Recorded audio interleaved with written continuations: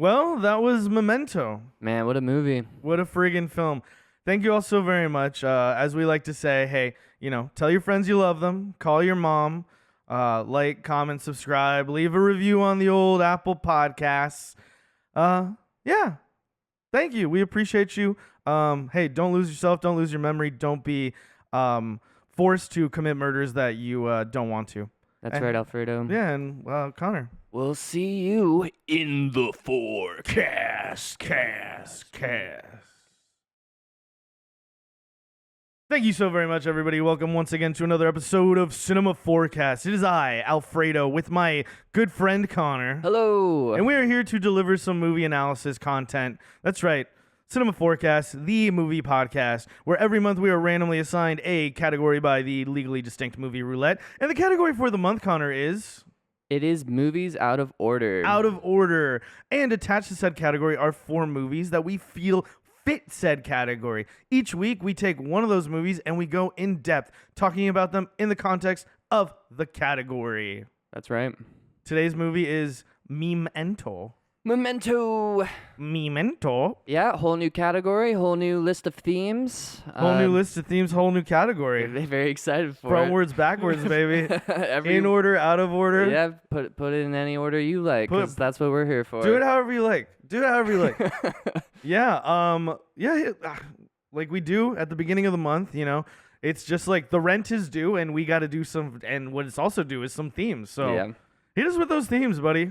So this was a really interesting one. I was really like meditating on like the themes for movies out of order for a while, because it's like, what are you trying to say when you make a movie out of order? And I think the clearest, like, number one, the easiest thing that comes to mind is perspective changes everything. So like perspective, I feel like, is one of the big themes we're gonna find in all these movies. The significance of that, and kind of on top of that, like adding to it, number 2, I put butterfly effect, like the ripple of your decisions, because you're only getting one sliver of the perspective and you're seeing things out of order. You can see how the cause and effect of those actions in a, like, this is a convoluted way to explain this. Consequences, Consequences. But, like, I guess it's cause and effect. Because you can often see, like, in a movie like this, right, you're seeing the effects of everything that's happened throughout the rest of the movie before you even understand what the cause was. So yeah, it's like yeah, for sure. And when we say effects, we don't mean special effects. No, sir. These are practical. Oh, yeah. Guy Pearce, they actually hit him in the head so hard he couldn't remember shit for this movie. The most intense method acting we've seen. Method asking.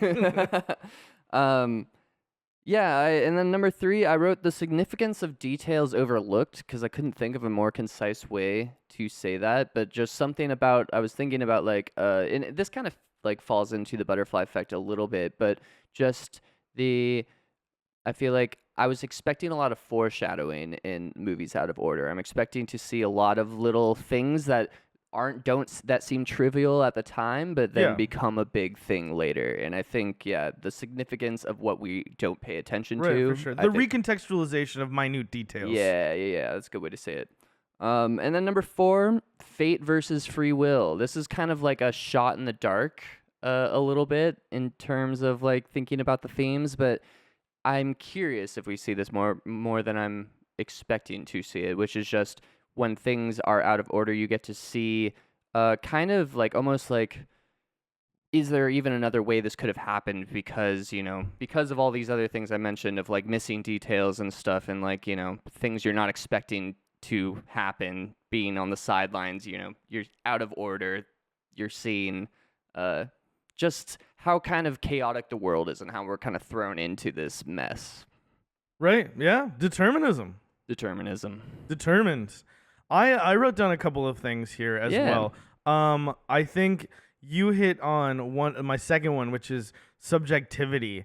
The whole POV thing, the perspective thing, the like subjectivity of experience as well. And film is always a great like vehicle for this, because as I've said to you so many times, like, when I see something on a screen in a movie, I don't take it to be like I'm being shown what is real. Like, there's always that like doubt of like, what is real, what is imagined, what is more evocative, or sort of like the word I'm looking for? Figurative versus literal, right? Yeah. Another big one is uncertainty. Like just and I think that feeds into some of the other things you were saying. The like sort of not knowing. And I think what's fun is that it's uncertainty on its head, because the not knowing is always like, I mean, I've been plagued by it my whole life. How is this going to turn out? Like, what's going to happen when I do this? But this uncertainty is like, how did we get here? Yeah. That's a fun, like a fun sort of thing to like live in. And one of the things that I thought was very important about it, I think the key to why you tell a story out of order is because the climax of the story doesn't sit in the usual place. The climax isn't like that moment, say like 75-80% through your story or whatever. It like, if we're talking about it like in a linear fashion, it is something that either it happens in a weird spot. So like you almost want to rearrange the structure of it so it hits typical sort of like stopping points. Like say like the hero's journey or something like that. Like you want to hit this roadmap and you're not thinking about it like how does it happen time-wise, but how does it happen thematically? Yeah. I mean this movie does an awesome job of that. I was really impressed with a rewatch of this. This movie's kind of like a meme a little bit, I feel like, in a way. Like it's like people talk about it a lot. It's one of those movies that's like a quick reference even for people who like don't like engage with like film a lot. It's something that I feel like is like, oh, like Memento, you know? Actually, wildly enough, I was reading that it is the first non-documentary film of the 2000s to be found to be significant enough to be entered into the Library of Congress.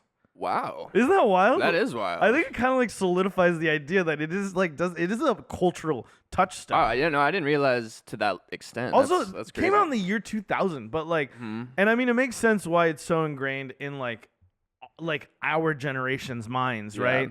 But I was kind of like, oh, I thought like, I don't know, like a year doesn't make a difference, but I was like, oh, it's not 99, no, 2000. Yeah. Do you remember the first time you saw it? No. But I think how ironic. No. Yeah, it's like rain on your wedding day. One of the things I think the way that I first experienced this film was I was going to Western Washington University in Bellingham, Washington. I was over at the Edens North Dormitory. Back in those days, we were fucking wired in. We were using an Ethernet cable. And there was this program called DC++, which was a file sharing client, but it was all on this wired Ethernet connection. And we're talking about 2008. I could download a full movie in minutes. Wow. I had like albums in like a minute, dude. Wow. I was like so impressed. So I loaded up the old hard drive, the old HD, if you will. I like to call it C:, you know? It's a good name. I don't know why. It's probably what I'll name my son as well. C: Alfredo.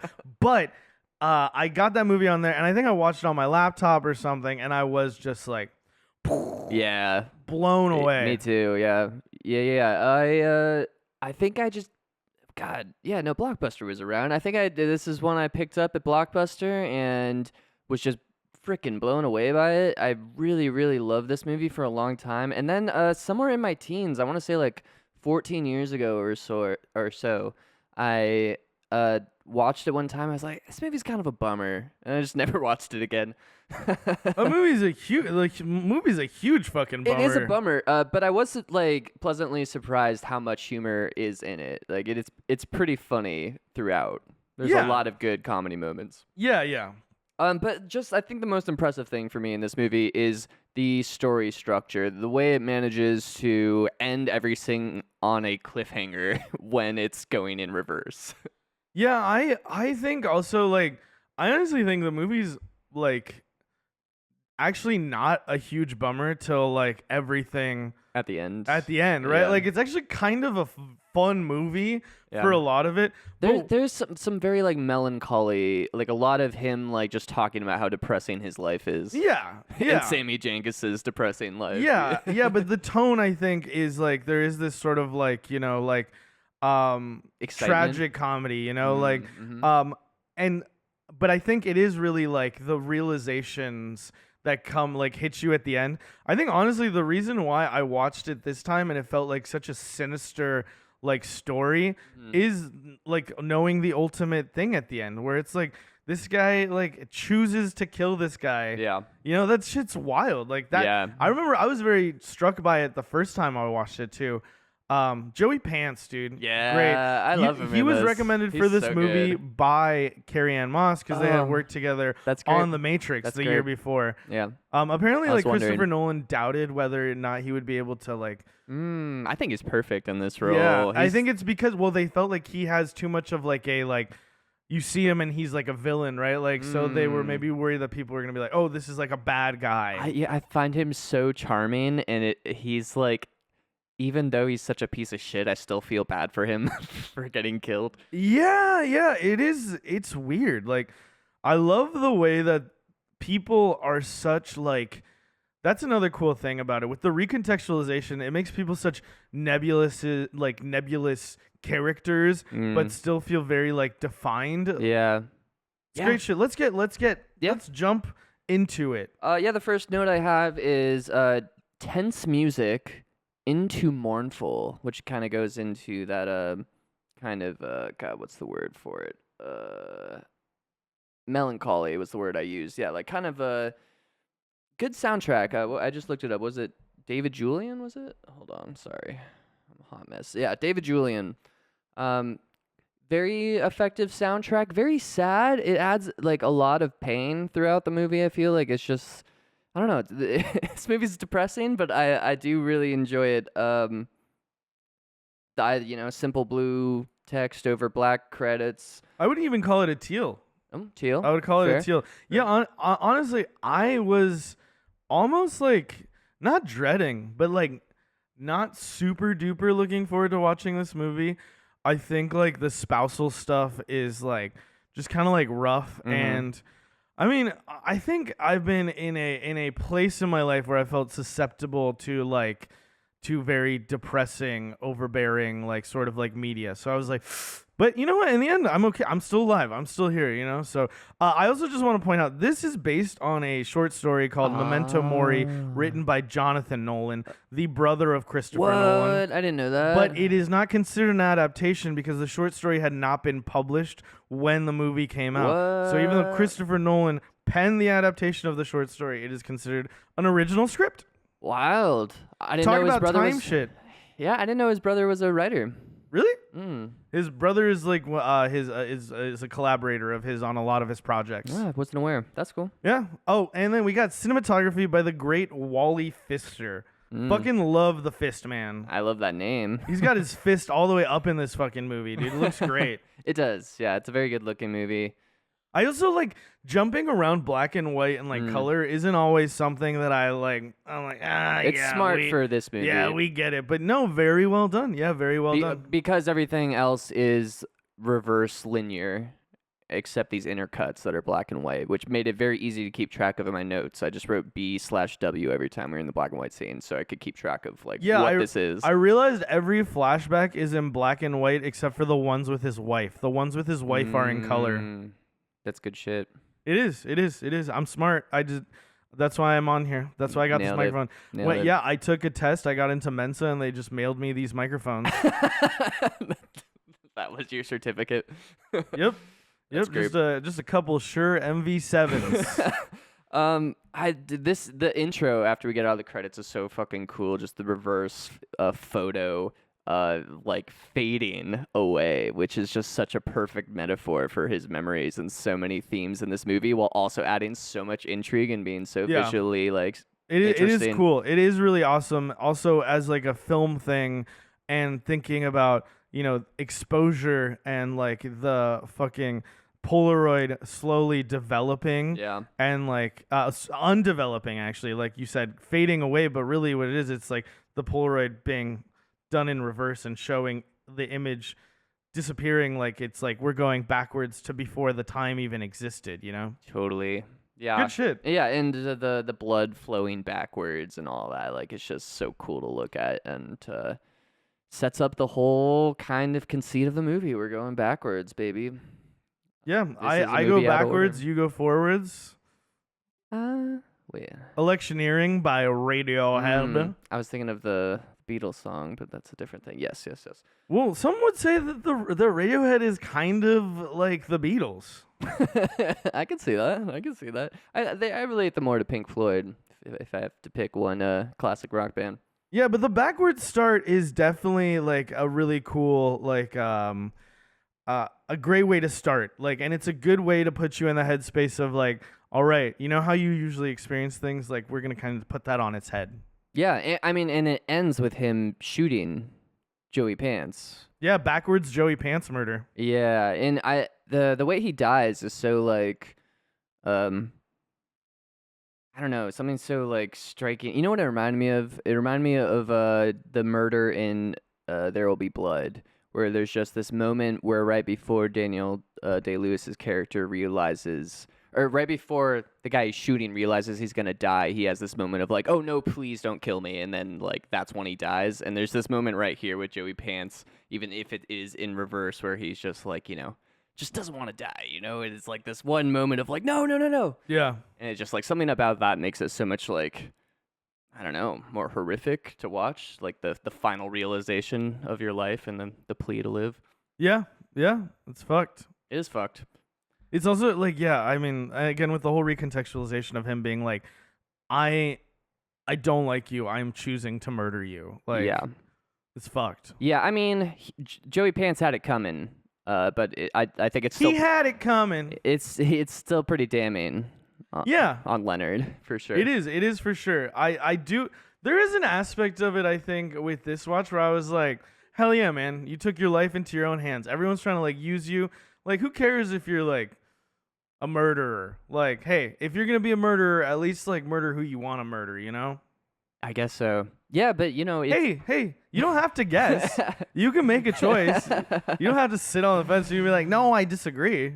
Well, I have to meditate on it more. I think that's... I'm not saying murder is good. Yeah. I'm just saying... Well, there is this vindication because he's been manipulated the whole movie, and then you see him take control in the end. It's just like this dark, twisted kind of control. Yeah, it is. It's dark and twisted, but like, I think it makes sense too with the way that he's talking throughout the movie. And speaking of the way he's talking, like we cut to that black and white scene, him in the fucking motel room. And it sounds like on the phone, it sounds like he's talking to a therapist almost. Yeah. Like at the beginning, but it slowly turns towards this very sort of like, feels like your uncle like telling you like a story about like, oh, like. Yeah. And then it does like, which I think is kind of a cool evolution of it going from like, oh, it sounds like he's like having this sort of reflective moment to like, bro, you just always say the same shit over and over and over again, Yeah. Yeah, and then it turns into kind of this, like, you get the sense he's maybe talking to, like, another investigator or something because he's, like, getting tips on, drugs and stuff and, like, more clues, and he doesn't seem to know who they are on the other line, and then it turns into, like, this horror thing of, like, wait, who is this? Don't answer the phone and all that, and it's, like, that's such a good... through thread of the movie, especially with the whole Sammy Jenkins story and how that like ties into everything. So I remember the ultimate twist. I thought I remembered this movie a lot better than I did because I remembered that he like chose to kill him.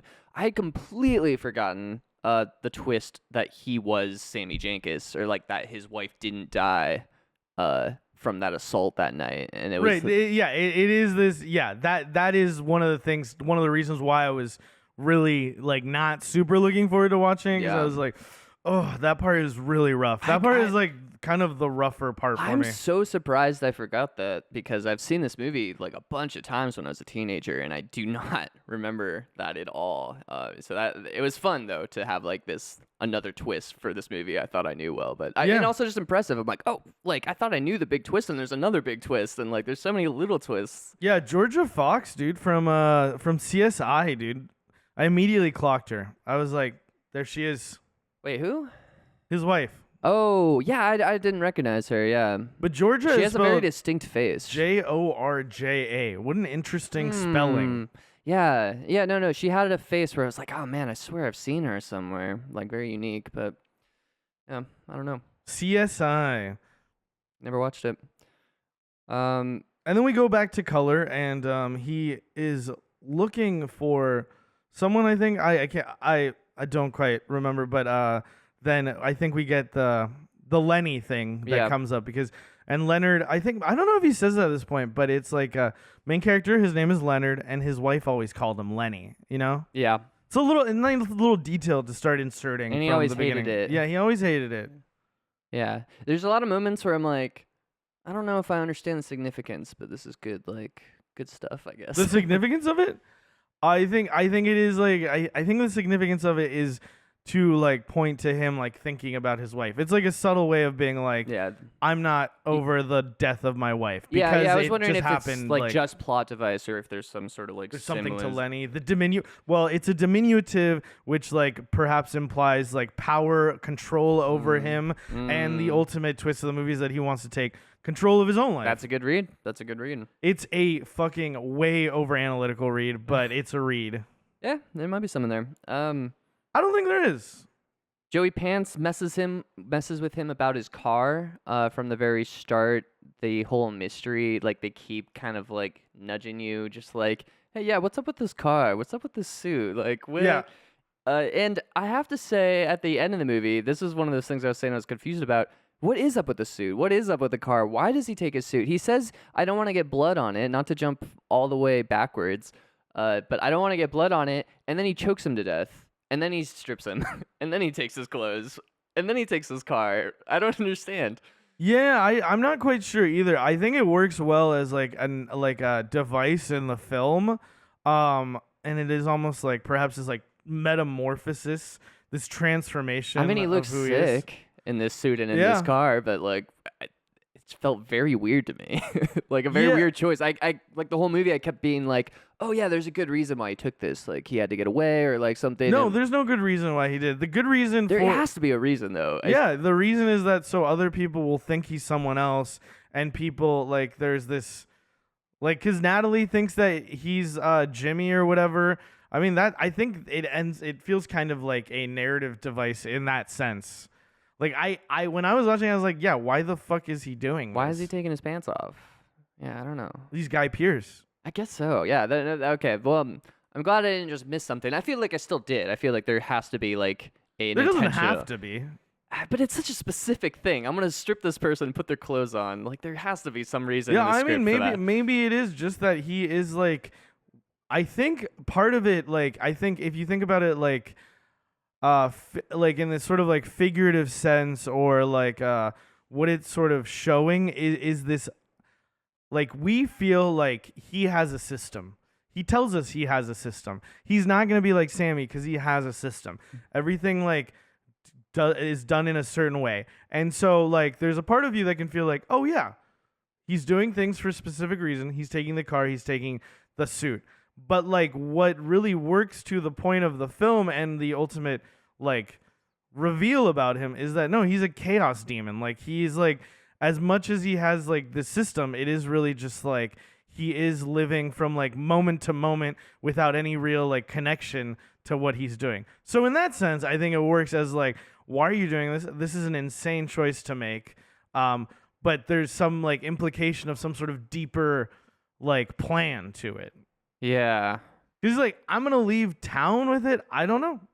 You're driving around in the murder victim's vehicle and his clothes, like you are implicating yourself. Yeah, it doesn't make any sense.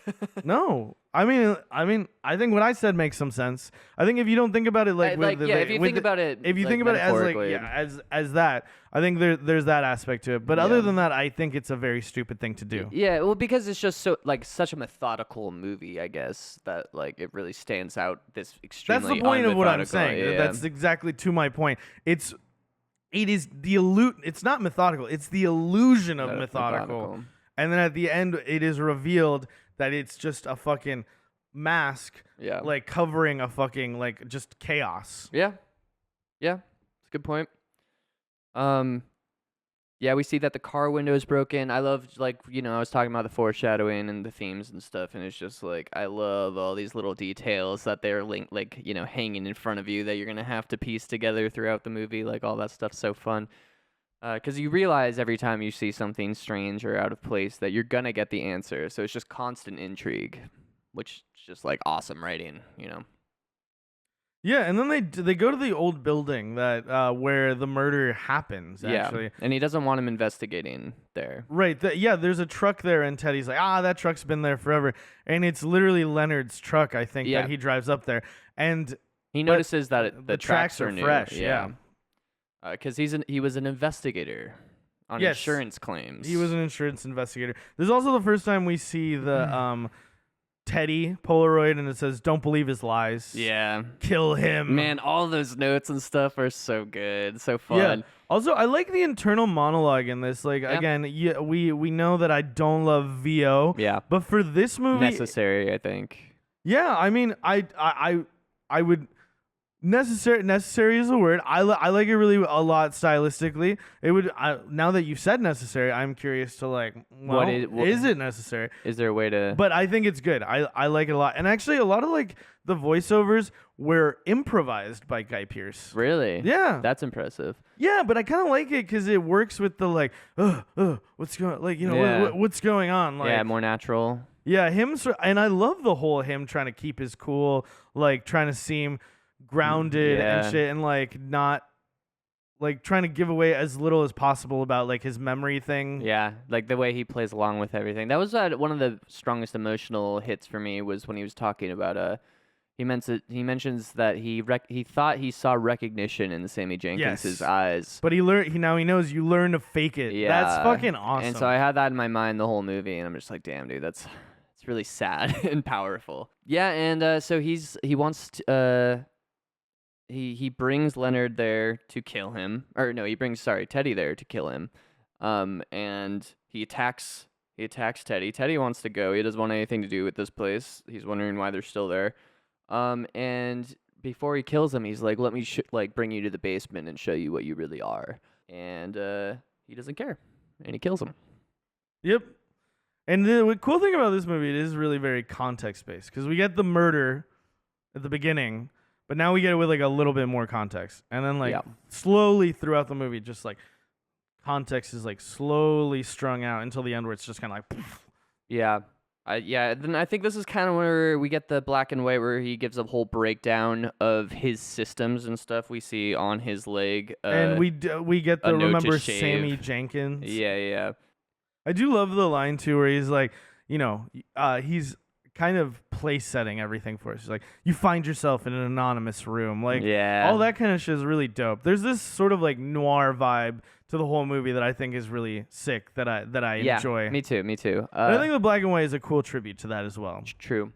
I will say I had to just suspend my disbelief like a little bit around his like it felt like his memory was pretty convenient to the plot, a lot of it, where it was like sometimes it would just be like 30 seconds before he loses his memory, and then like, you know, the final sequence of the movie is like gotta be like a half hour that he's like still locked in and focused, and it's like I felt like it always felt like he needs to keep his memory here or lose his memory here in order for the plot to hook together. For sure. I think like there's enough things in psychology and the way that memory formation works, and like how attention, like I think what you're saying actually kind of works.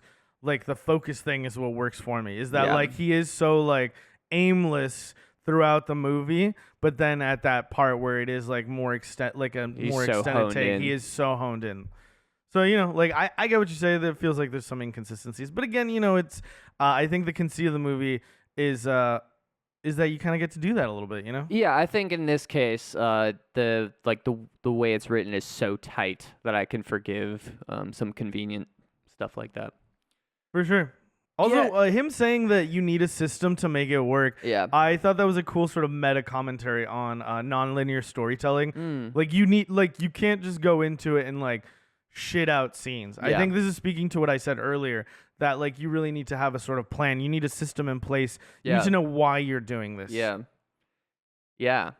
And it's so ironic because he doesn't know why he's doing this. No, he doesn't. But he has a system. He does have a system. He got a system. Yeah, it fucks with you, this movie, because it really, I think it does make you question your own, like the fallibility of evidence, the fallibility of your memory, like all that stuff. I think it does kind of put that stuff in front of you in a way that, at least for me, I was like, you know, just thinking about how how much belief I have in what I know is true, and how fundamentally unstable all of that is. I took way too many cognitive psychology classes in my undergraduate, like to still be there. I love that aspect of it, but I'm a big just like, yeah, man, like you can't trust that shit.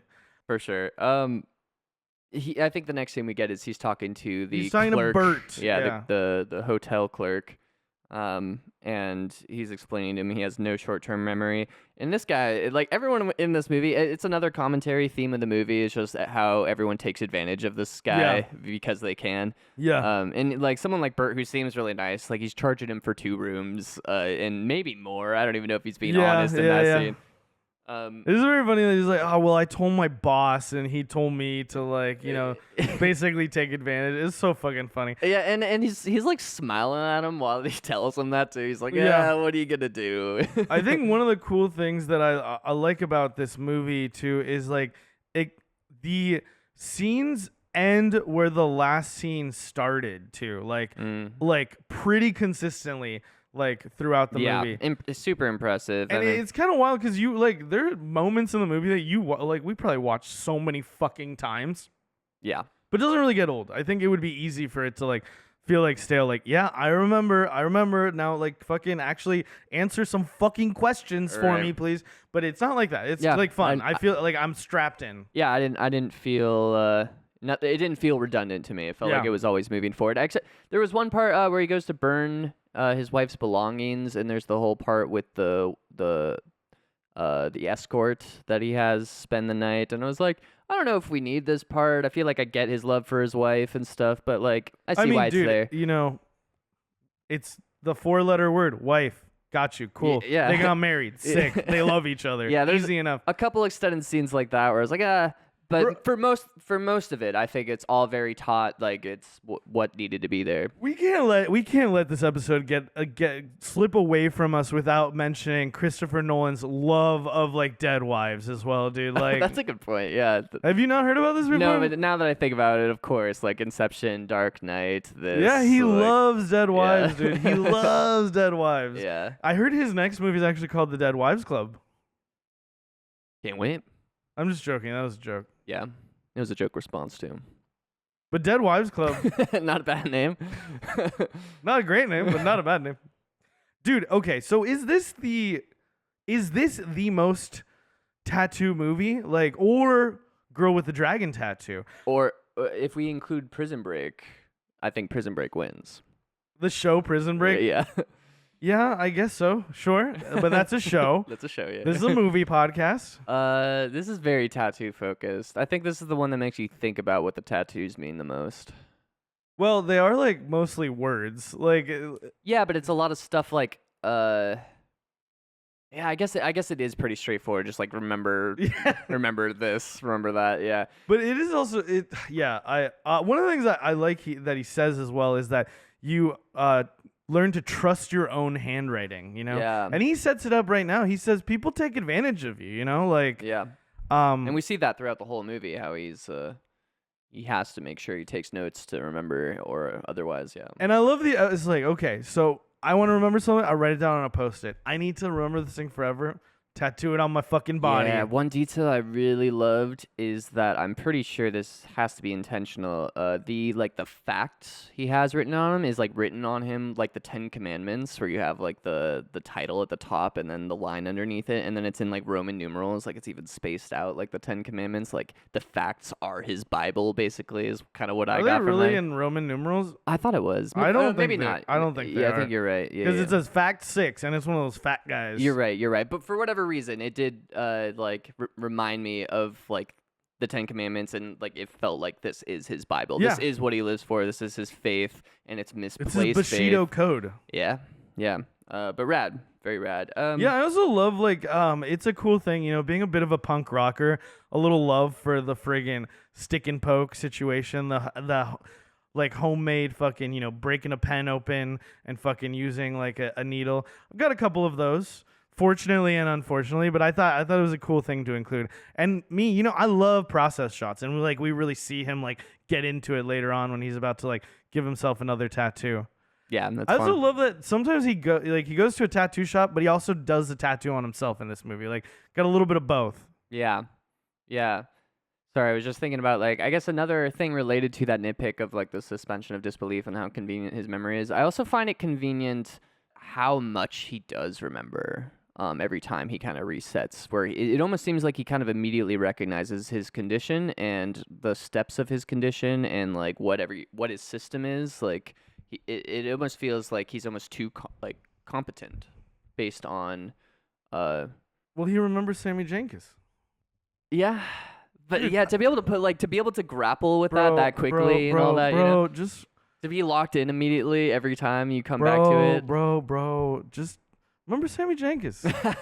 Like when he's running, later, and it's like, all right, where am I? Yeah, I think the thing is that, like, that's a different movie, right? Like, if we're gonna, like, explore this, like, more realistically. Exactly. That's kind of like a different thing. I think it's a conceit. It's a conceit for the movement of it. Same with my other thing. It's like it does hurt my suspension of disbelief, or like I have to have more suspension of disbelief for it. But I think it gets away with it because, again, like, yeah, I don't want the movie where every 30 seconds he's like, oh no, I don't have my memory. Like, now I have to actually deal with this. Well, and again. like, you want to watch someone sit there and be like, No.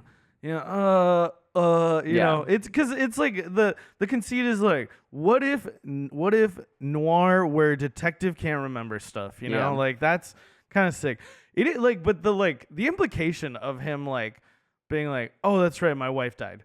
Like, every moment that's is the like, thing is like like stuff like that takes me out of it just a little, and it's like I don't know how you get around it, but it's like one of those things where it's like I don't believe he's dealing with this trauma every time he comes back to it. It's just like, okay, I'm back on my investigation, basically. Yeah, I mean, maybe it speaks to, like, the compartmentalization, like, because I think that would break a lot of other people. Like, you would just be like sitting in, like, a chair and like some sort of, like, some sort of, like, psych ward, just like fucking freaking out every fucking 5 minutes or whatever, Yeah. Speaking of which, I think he also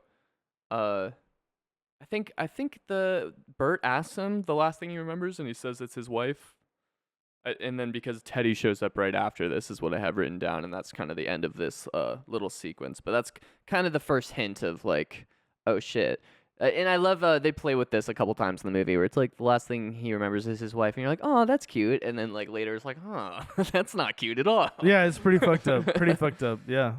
And then we have him with getting ready to tattoo himself. Yep. That's where he says the trust your own handwriting thing. Remember Sammy Jenkins. Yes, of course. Remember Sammy Jenkins. And that's the part where while he's on the phone, I like this a lot, where he goes, "Who is this?" It's like so funny that he's like just like going on and on and on, and just like talking so much, and then like suddenly he's like, "Wait, who are you?" Yeah, God, that would suck, bro. It's pretty funny. I like it. And then it's like, I love that. Then it fades back into color again, and I think we see the tattoo again on his hand. Remember Sammy Jenkins. We also get the in the black and white. We get the board that he's set up with all the pictures on it and the lines connecting. Like, he looks like Charlie from It's Always Sunny, like that meme. And I'm just like, hell yeah, I love a good mystery. And, like, we still have no idea what's going on, really, at this point. So, like, or I guess when he kills Teddy at the beginning, does Teddy, like, do they get it out there that Leonard thinks he killed his wife? Or is that, like, not revealed until later? I can't recall. I think it later on is where like, because I think at the very beginning we just see him kind of like die. Like, we don't get the context for, like, him trying to avenge his wife's death until, I think, yeah, he's just calling him a freak and stuff. Yeah, I would say for someone who's so good at manipulating people, he's extremely bad at manipulating him when he's about to get murdered. Teddy? Yeah. Oh yeah. He's just like, you're a freak. Good job, bro. Also, like, okay, wait, no, okay. I have to say, you're saying he's good at manipulating people, but he's manipulating a guy with interrograde amnesia. Like, I don't. But he also manipulated Jimmy, and he's just, like, good at manipulating the situation to make money. Yeah, I mean, I guess so, but there's also, like, financial motivation. We're talking about, like, I'm just saying, for someone who's, like, as Machiavellian as this dude, like, that was a pretty poor attempt to save his life at the end, or at the beginning. I mean, like, what are you gonna do, when faced with say, like, no, you're being tricked, like, anything to play on He does say that. Oh yeah. He says that to him multiple times. The thing is, like, the dude's made up his mind. He's gonna fuck.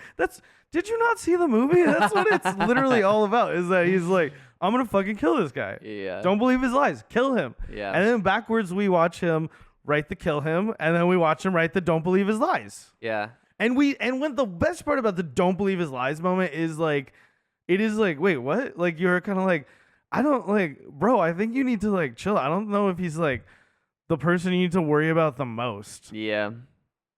He is kind of though. I mean, at the end of the day, everyone's really just taking this guy for a ride. Yeah, know? but this guy's making him kill people. Hey, hey. What are you gonna do? Say? I mean, at least he's got a good attitude about it. Yeah, and that is kind of the silver lining of this whole story is he is kind of free at the end. Because as far as we know, he has the picture, and he's going to believe that was John G., and he did it. And now what is he going to do with his life? I don't know. Same shit again. Just the loop, dude. Just loop it. Actually, he's going to loop so hard, he's going to be in the movie Looper. Damn. That'd be a good out-of-order movie. I guess time travel movie. Time travel movie. That's right. Yeah, I think this is black and white as well. We get confirmation that Teddy is not his name, and he has a photo of his I'm sorry. I license. just want to point out there's when we go back to the color part, and he lists out some of the facts as well. I think at this point, but there's a part where he asks the server for directions, and the server's just like, "Oh no, it's super easy. Let me just explain it." He's like, "No, dude, please let me write it down. I need to write it down." Trust and me, yeah. like there's this like underlying anxiety to that performance that I thought was pretty good because, like we said, he keeps it pretty cool, but there is that sort of like, yeah. What do you think about him in this movie? I like him in this movie. I like Guy Pearce for the most part. Yeah, I don't know if I love his performance, but I like it. Like, he might be a little too like weirdly detached. Well, okay, so we've actually talked about this before. It's a nitpick I have with Christopher Nolan overall is I've noticed a kind of coldness in his characters in his movies, and I think it works for this movie for like the theme and like what they're going for. But there is this kind of coldness to all the characters, and like it does make sense with Leonard's character too. Yeah, I think like, Teddy is actually the like yeah, the only warm character. Yeah, isn't that funny? Yeah, totally. Yeah. He's the most like lively one, yeah. Man, I think honestly I think it speaks so much to his performance. Like I think it's my favorite in the film. Where like I know that he's like using him and stuff, but I'm still kind of like I still kind of like him. I do. I kind of like him. Like, that's what I say. Like he's a piece of shit. Like he's murdering people and he's using this like disabled person basically to do it for him just so he can make money. And yet I'm feeling bad for him that he's gonna die. Yeah. So yeah, good job, good writing, good acting. Yeah, and we do have the next like you said in the next scene that John Edward Gamble. Yeah. And I was immediately like, Teddy is a nickname for Edward. I know that. Oh yeah, that's right. Yeah. Theodore. Also, right? Yeah, I think so. Yeah. Teddy Roosevelt. Yeah. Yeah. Interesting. But for Edward as well. Yeah, Edward as well. Tedward, in fact. Tedward. We get a full tattoo reveal as well. Name my son Tedward. Nice, that's awesome.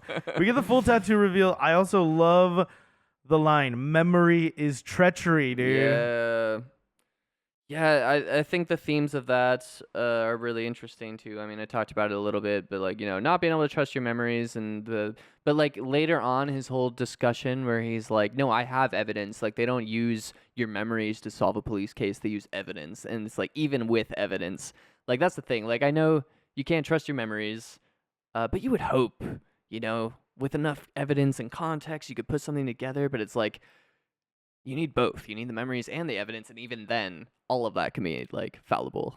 Yeah, absolutely. There's no way to know anything. Is what I'm saying.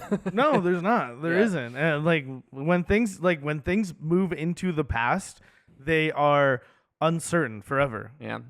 I mean, and the wild thing too is like the way that like our senses work, even when they're happening in front of you. Like, Yeah. Yeah. We only got 5 of those bad boys. You might not even be here right now, dude. I know.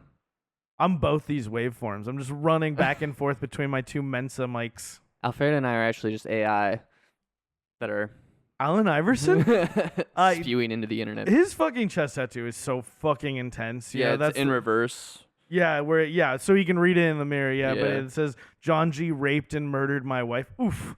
Fuck. Yeah. Yeah. And I think this is where he's choosing. This is the moment where we kind of see him in passing choosing like to kill Teddy, right? Is it? I think he writes it down on the fucking on the like Polaroid. Like, oh right, because he's because he's like white name, first name John, or white male, first name John, last name starts with G. Like we're getting all the facts. Writes note on picture to kill him. Yep. Yeah, he's talking about how Sammy had no drive and no reason to make it work, which is another just like really interesting theme in this movie, because that is so much of what that ending is him giving himself a reason to live, and that's how Teddy like justifies what he's doing. He's like, I'm giving you a reason to live, basically. Yeah. Which is fucking dark and It wild. is dark. It is very dark. Kind of, yeah, but I like it. Me too. I think it's great. I think the next thing we get is he meets with Natalie. He meets up with Natalie. She's also lost someone. That's right. I love this thing. I mean, it's a great rewatchable movie for obvious reasons, but like the context of the last time she saw him, which we will see later in the film, she says, "I think you'll remember me," and kisses him.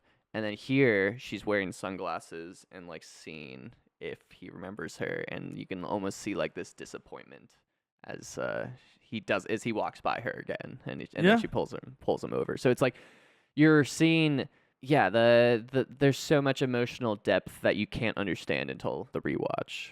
Yeah, for sure. I also really love the like she says to him like, if you get revenge, you won't remember, and he says, not remembering doesn't make my actions meaningless. And this is so much of what he's grasping to, like throughout this movie, is that because he has like he's almost detached from the world because of like the way his memory works, that like by making physical changes and like literally killing people, like at least he gets to exert his will and like make a mark upon things, right? Yeah, which is very Nietzsche.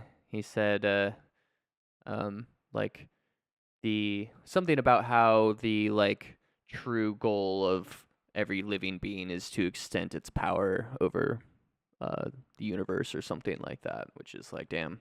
I don't think that's always true, but I think there's truth to that, a lot of that in society. Yeah, syphilis is back on the rise as well, so R.I.P. You know that he died of syphilis, right? Okay, cool. Yeah. Didn't he think he was a horse at some point at the end or something? I don't know. Whatever. I don't know, dude. I also heard that he was like a very like weak and sickly man, which is like his whole life. Very interesting thing to think about. I read Thus Spake Zarathustra when I was in Russia. Hell yeah. Yeah, dude. Back in the day when I was in Russia. But I do feel like you were talking about rewatching it, and there's this moment here that one of the moments where I was kind of like, okay, I don't think this is great. And it's she asks him to tell her about his wife, and he starts like sort of like saying something. She says, "Don't just recite the words." And I was like, that's so silly. There's a couple times I think that's probably, besides like the suspension of disbelief stuff, which I don't really think is a problem with the movie so much as a problem with the premise. I think my biggest critique is the writing is a bit heavy-handed and sappy and unnatural feeling in kind of a art school type way, where it's like, like I think of that scene where he's laying in bed and he's just like, it's like waking up in the dark and not knowing if like your wife's there by your side. Okay, I do like that though. I like that a lot. No, it's not that it's bad. It's just like so much of that in the movie of just like this longing philosophical. I think it just like worked with me with the whole like neo-noir sort of vibe. It's not bad. It stood out to me, and in lines like that where it just feels sappy, right? Like, no, say it from your heart, Leonard. Don't just say it from memory. I think the problem with that too is that Carrie-Anne Moss's delivery is so cold in that point. She's really cold in this movie. I'm a little mixed on her performance, to be honest. But I don't know if it's a Christopher Nolan thing where everyone's kind of cold in this movie. Yeah, I mean, I think all the way back in episode 1, I think I may have said something about how I like Carrie-Anne Moss. You didn't love her in The Matrix. That's right. Yeah, I think she just. It's weird because I just like am seeing a lot. Like these two movies are a lot of her being very like cold and like She sort has of like two very stoic detached, characters, yeah. And I think she could have been a more lively character. Like she's like, this like huge drug dealer's girlfriend. Like this could be a more fun character. Yeah, yeah. I guess she's going through some really traumatic shit, but still. I guess so. She's also terrible. She's also a terrible person. Terrible person, yes. I do want to say though, even like, and then he like talks about his wife. The montage of the wife is great. That's really nice. Like really, really well done. Yeah. Feels like a little bit of like levity, even though it is kind of like pointing to this darker thing. Because there are these very like bright, like beautiful shots where a lot of the cinematography in this is kind of like more dour, sort of like drab, like but. Feels very colorful whenever his wife is in like the shot. Totally. She has a great line here too, where she's talking about his memory problems. Like, oh, that sucks. It's something along the line of, you mix your laundry list with your grocery list, and you end up eating your underwear. I'm like, yeah, that's a really good line. Pretty silly, but yeah, good stuff. She gives him the location. Yeah. To kill Teddy at, which is so. I guess that's just where the drops were happening in general. That's why she knows about that location. It's weird that she doesn't go to that spot then, right? To look for her boyfriend who's missing? Is that what it is? Does she give him the file on John G or whatever? No, but she also tells him like, hey, there's this spot outside of town. He's like, this would be a good spot. And he's like, okay, I'll do that. Ah, okay, yeah. I don't know. Yeah, she should definitely go there. Yeah, I guess so. Maybe she's scared of ghosts. That's a good point. We get the room 304. He left the key there. Right. At Natalie's, and she's giving it back to him. And I think she says, he asks her, why are you helping me? And she says, we're both survivors. Yeah, I think that's the end. She says, like what she says, like what we have in common is that we are both survivors. Yeah. And we end with the hand washing scene that started the last scene. That's right. Good stuff. Yep. And then we go to another black and white. We learn about how he knows how to read people from his job.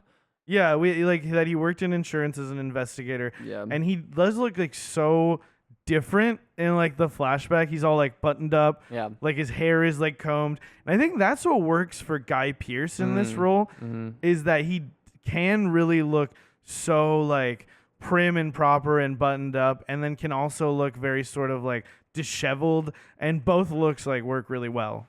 Totally. I think the next it's a very short black and white, I think, because the next thing I have is Teddy buys him lunch. Yeah, he pops in front of his car. I love the way that scene, like that shot repeats too. It's fun, just like like jumping in front of the car. And he's so playful and fun. You're like, yeah, that's what I want I'll from buy more. You lunch. That's what I want from more Christopher Nolan characters. Just like a little silliness. He's not into it, dude. He's not into it. He wants to explore the darkness that lies within us all. Fair enough, I guess. Yeah, and then yes, there's so much good foreshadowing in this lunch. Because Teddy, he basically says that Leonard had been worried that someone was trying to set him up to kill the wrong guy. And he's like, you got to be careful. You don't want to accidentally get set up to kill the wrong guy, which is what he's doing to Leonard and is what is happening to him through Leonard. It's what he's literally summing up the movie. He's like, hey, don't kill the wrong guy. Wink, wink, audience. Yeah, multiple winks in multiple ways. It warns him not to take the wrong life. He's so like familiar with him too. I think that's like one of the ways that he can, I think, be kind of like, like it's this weird thing where it provides warmth, but it's also like, man, I can like as Leonard, not having the memory, like some guys just like, hey buddy, you know what I mean? Like, fuck you, dude.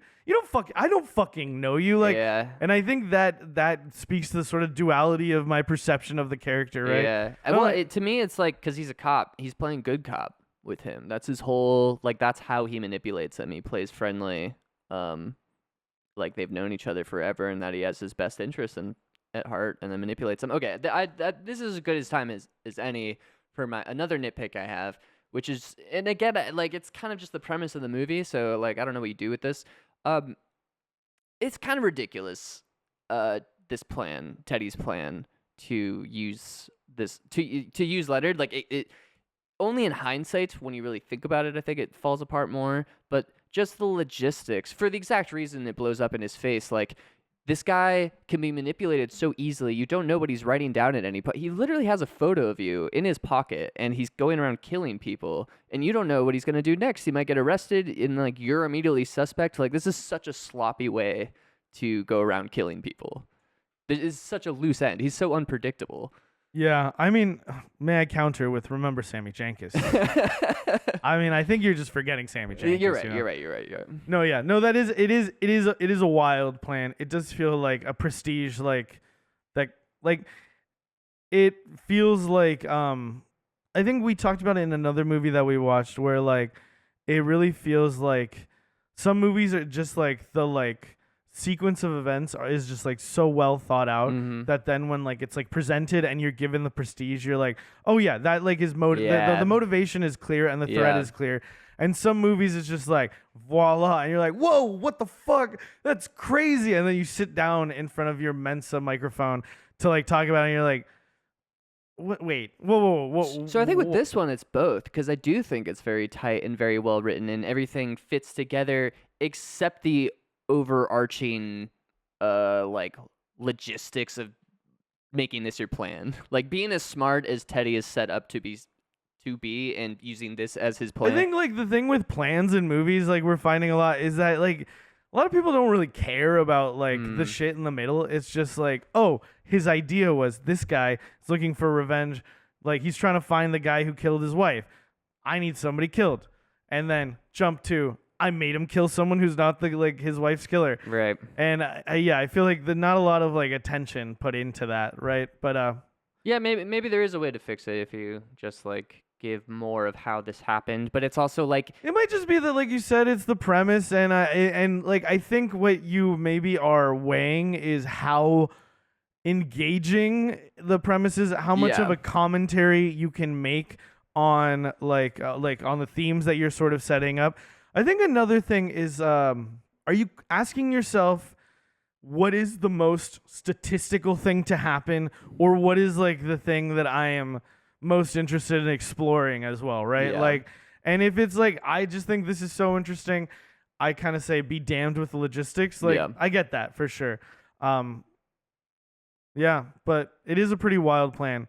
And also, like, I think it like slightly speaks to like, these people are all wild. Like, this is a town of like wild people with crazy like fucking logic and jobs, and I don't know. Yeah, well, I just while you're talking, I just realized, do we have any idea what the setting is? Somewhere in Nevada, according to one of the license plates.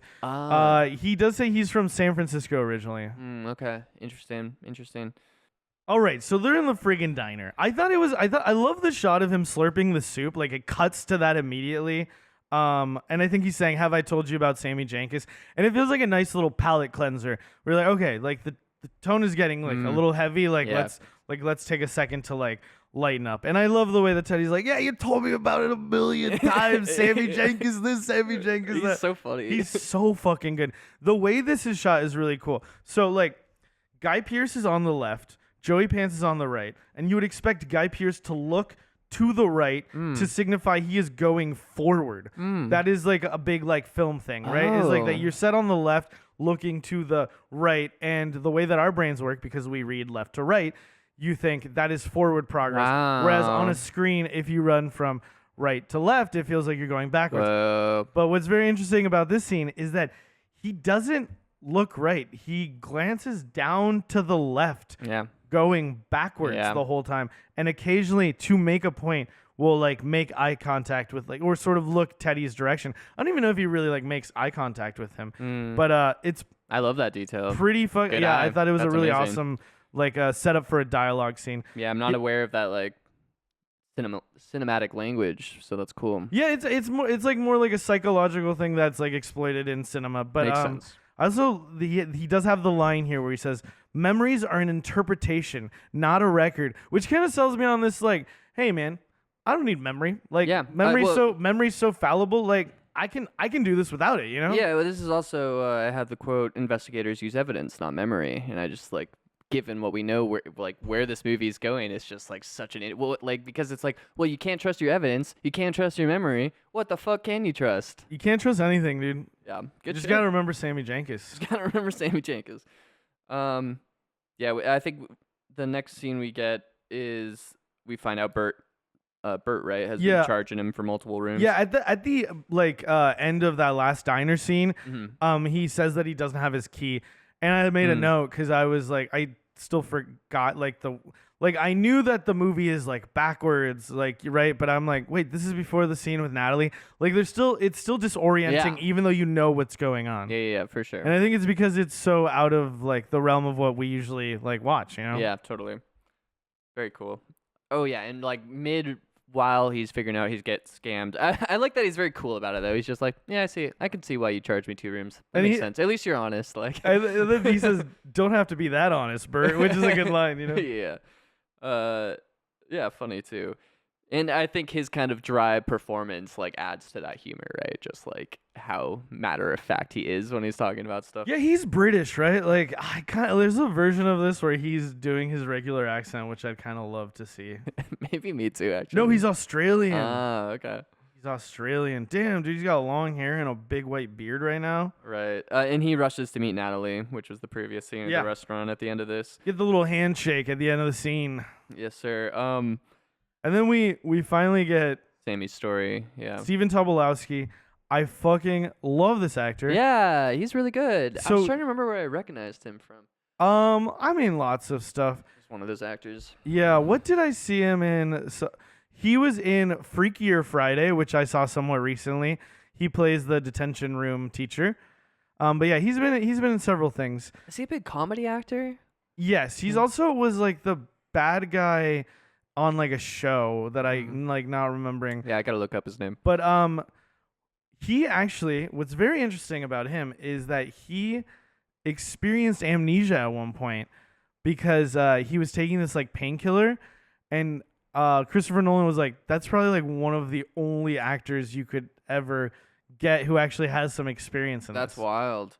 Yeah. Oh, he's Ned in Groundhog Day. Oh, okay. Wow. Yes, I remember that. That's great. Oh, I put a big frowny face next to this this note. He liked commercials because they were short. Oh, that's so fucking sad, dude. Like, you can't even appreciate. I feel like it just really, that was like a good emotional gut punch for me to really like empathize on a whole nother level of this experience, because it's like he can't even enjoy the simple. He can't even like watch a show. Like, he's enjoying commercials is the only thing he can remember for long, or like keep his attention long enough to watch. Like, that's fucking sad. I think you're really disparaging the like artistic credibility commercials. Yeah, dude. I majored in communications. I took a lot of classes on media and commercials, and they can be interesting, but most of it's just fucking bullshit. I think you're really undervaluing commercials, dude. What's your favorite commercial, do you think? Oh, what a question. I know mine. For whatever, I don't think this is my favorite, but what comes to mind immediately is the Fanta commercials. that whole like campaign. Okay, my favorite, and people look this up, is it's a Capital One commercial. They have that whole like line of commercials, like it's as easy as like it's like it's as easy as doing this. It's easier than that, right? And so what it is like there's a bunch of kids like on a basketball court, and one of the kids goes, I'll take Barkley, and it's Charles Barkley amongst all these children, and he like gets in the other kid's face and he goes, "See, I told her, I told you she'd pick me," and like talking shit like, and the implication is like it's easier than picking Charles Barkley in like a pickup game for your team, right? But oh god, he's so good. He's one of my favorite people in the whole wide fucking world, dude. That's awesome. To be that talent, to be a fucking like.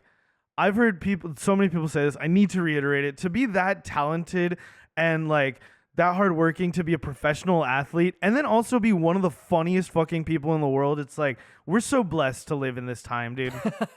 So blessed. Okay, well, take it back. Your passion, enthusiasm. Sammy Jenkins had it pretty good with those commercials. Oh, oh, that's right. That's what we were talking about. What movie is this? I'm so sorry. I have a system. My system is. Have you heard of Charles Barkley?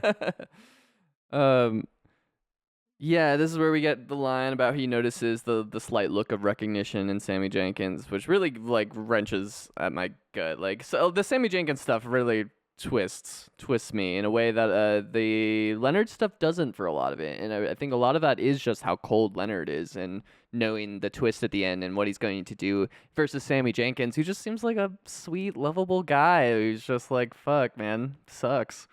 But don't you think that's kind of cool how then like it is like, oh, you were Sammy Jenkins. Yeah, the guy who you're feeling so much like sympathy for. Also, I need to point out his last name is Jenkins. Jankis.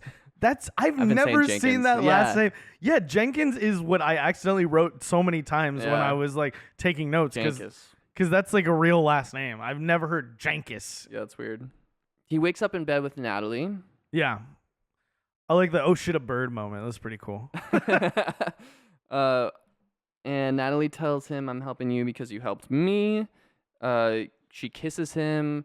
I think you will remember me, that whole thing. They're kind of cute. Yeah, so even if I don't love her performance, I do think her character is super good and super interesting. Like this whole this sweet and warmth she has, well, like what we see she does later, how hard she's manipulating him, and like she's a bit of a femme fatale in a way. Like she is kind of taking that role in this film, that's a good point. And I like the way that it works, especially with a noir, the other noir themes. That fits right in totally. It does right there.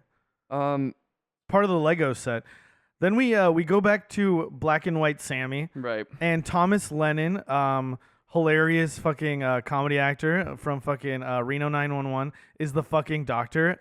Yeah, I fucking love that. That's fucking great. There's a good commentary here on healthcare and the way we screw like so many people over. Like the whole, I think it's really powerful that they're trying to undermine his insurance claim the whole movie, especially the irony that he will lose his memory eventually. But the way they're testing him with the electric shocks felt so wrong to me. Like it felt such like it's so fucking funny. It's just like, what the fuck?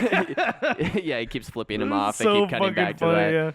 Yeah, but it's just like such a fucked up way to test something, you know? Right, they're trying to see if he can remember not by memory but by instinct. Because Leonard's making a claim, and I guess I don't know if how much scientific basis there is behind this, that even if you can't learn something through creation of short-term memory, your instincts will teach you, and that's a different part of your brain. So that shouldn't be affected, is what he's saying. So the fact that he can't remember must mean that he's faking. Yeah. Well, again, he never said he was faking it. I never said I was faking it. He just thought that it was like, he thought it was maybe something that was like psychological. Yeah, like a psychosomatic sort of thing. Yeah, totally. It should be insane. I'm sure there's like people there's some sort of like, wild story about. That was one of my favorite part about taking one of several of my favorite parts about taking psychology is like the stories about people's different brain damages and what they like, how they affected them. I once went to a conference and they had this guy who's kind of famous now. He was not in math at all. Like we said, it was pretty bad at math in high school. Was outside of a bar, got attacked, got a brain damage, and became a mathematical genius from his brain damage. And he basically like discovered a new way to like arrive at calculus.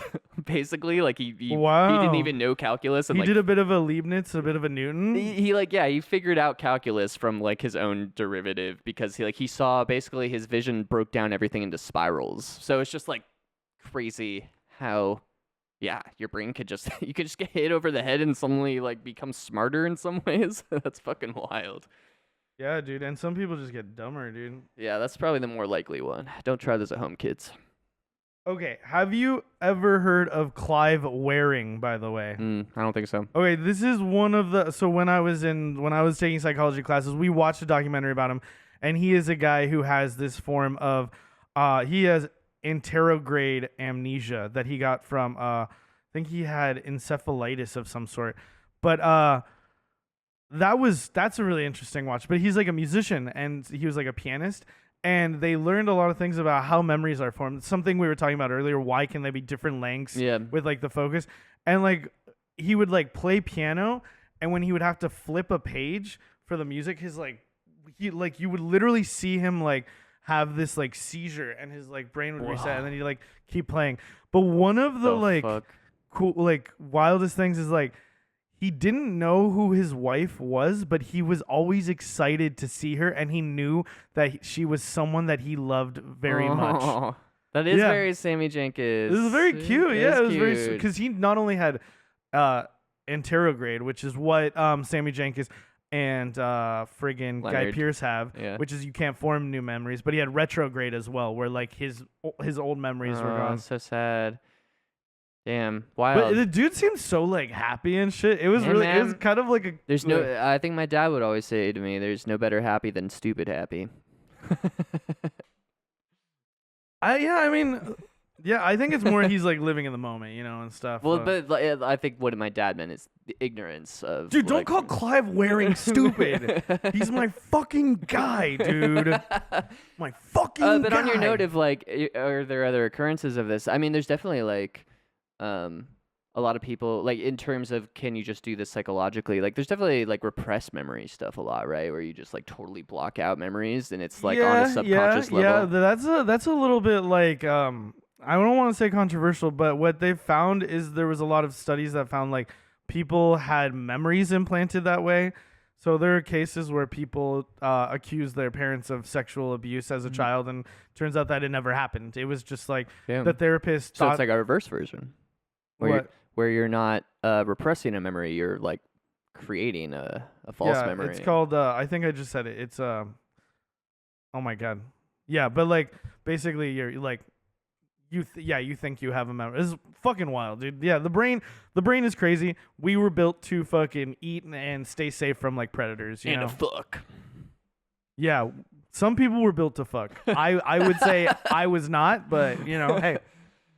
Nah, this guy fucks. Leonard shows up at Natalie's. Who's Dodd? He asks. And she says it has nothing to do with his investigation. Just her problem. Yeah, he has a great line here. The present is trivia that I scribbled down his notes. Yeah. I love that. Pretty good line. I mean, it's just encapsulated. It's like a lot of this movie is just like saying like clever ways to say the same thing many times, but it's cool still. Yeah, for sure. I mean, this movie's very repetitive. Yeah. But it works. Natalie lost Jimmy, and she wants to meet Teddy, which I think is, a lot of interesting foreshadowing. That Jimmy was killed by Teddy. Yeah, and she was by a guy named Teddy. Yeah, and she's looking for him. Which, since you don't know who Teddy is, you don't really know who she is. Like, there's just, again, so many mysteries, so much intrigue. You have no idea what the fuck's going on. You're in his shoes. You're living it. Yeah, and then soon after this is when we get the whole monologue in bed. It's the next scene, yes. I don't know how long she's been gone. It's like she went to the bathroom. I lie here not knowing how long I've been alone. How can I heal when I can't feel time? It's like, damn.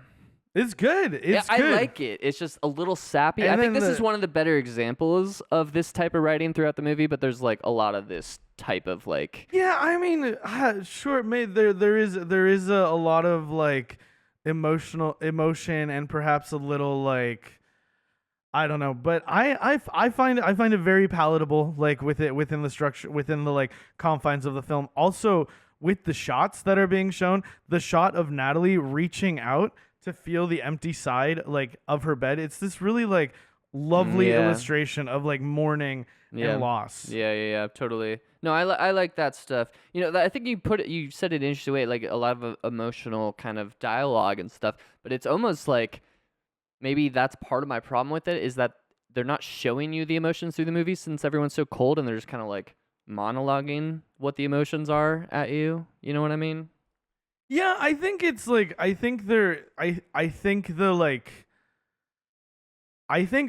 she actually, speaking of performances, I think she kind of sells the monologue for me in that scene with her like the look on her face and the way she reaches out. Yeah. I think that there is something to that coldness though, which is like just sort of like being traumatized and like you want to talk about it, but like you want to talk about it in this like detached sort of way so that you don't get lost in the emotions of it once more.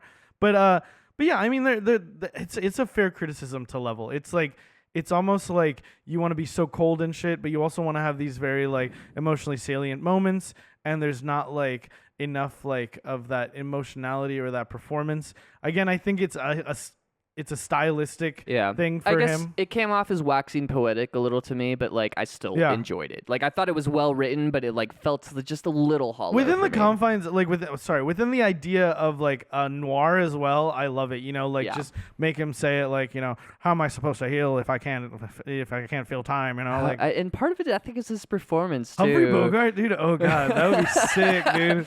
How can I feel when I can't feel time? Like that's kind of how he delivers those lines, and I'm like, it's just a little weird. I don't know.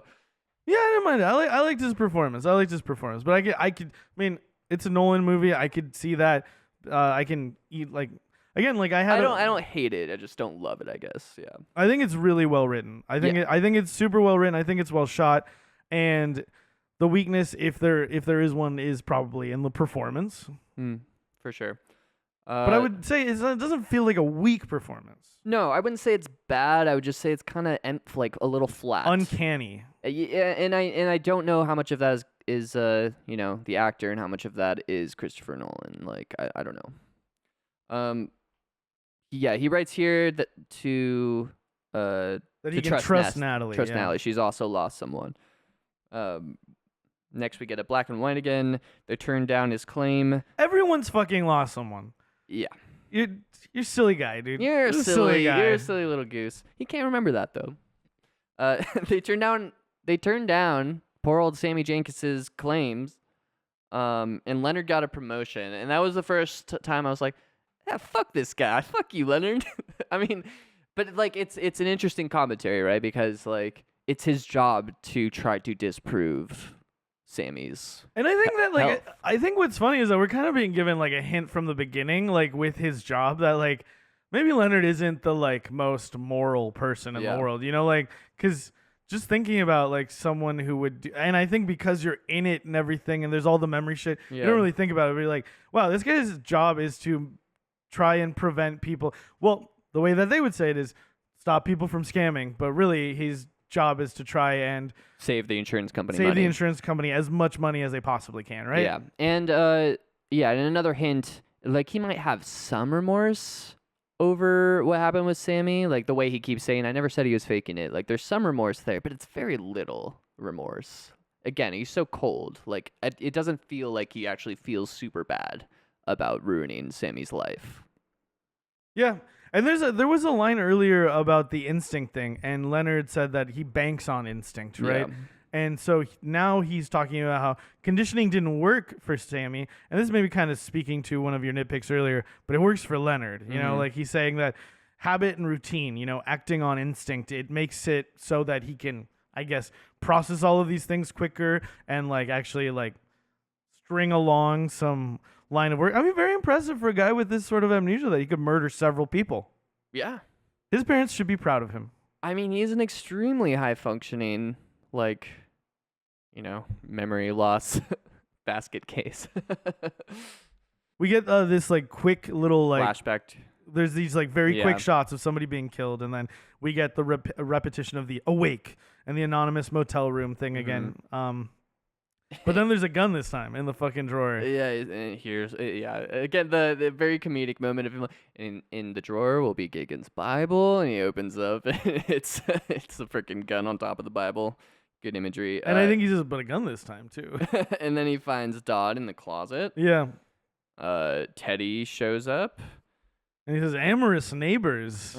They walk Dodd out. He says that because he hears like Dodd like grunting in like the closet. And this scene really confused me too. They were like, we can't let him go. He's seen our faces.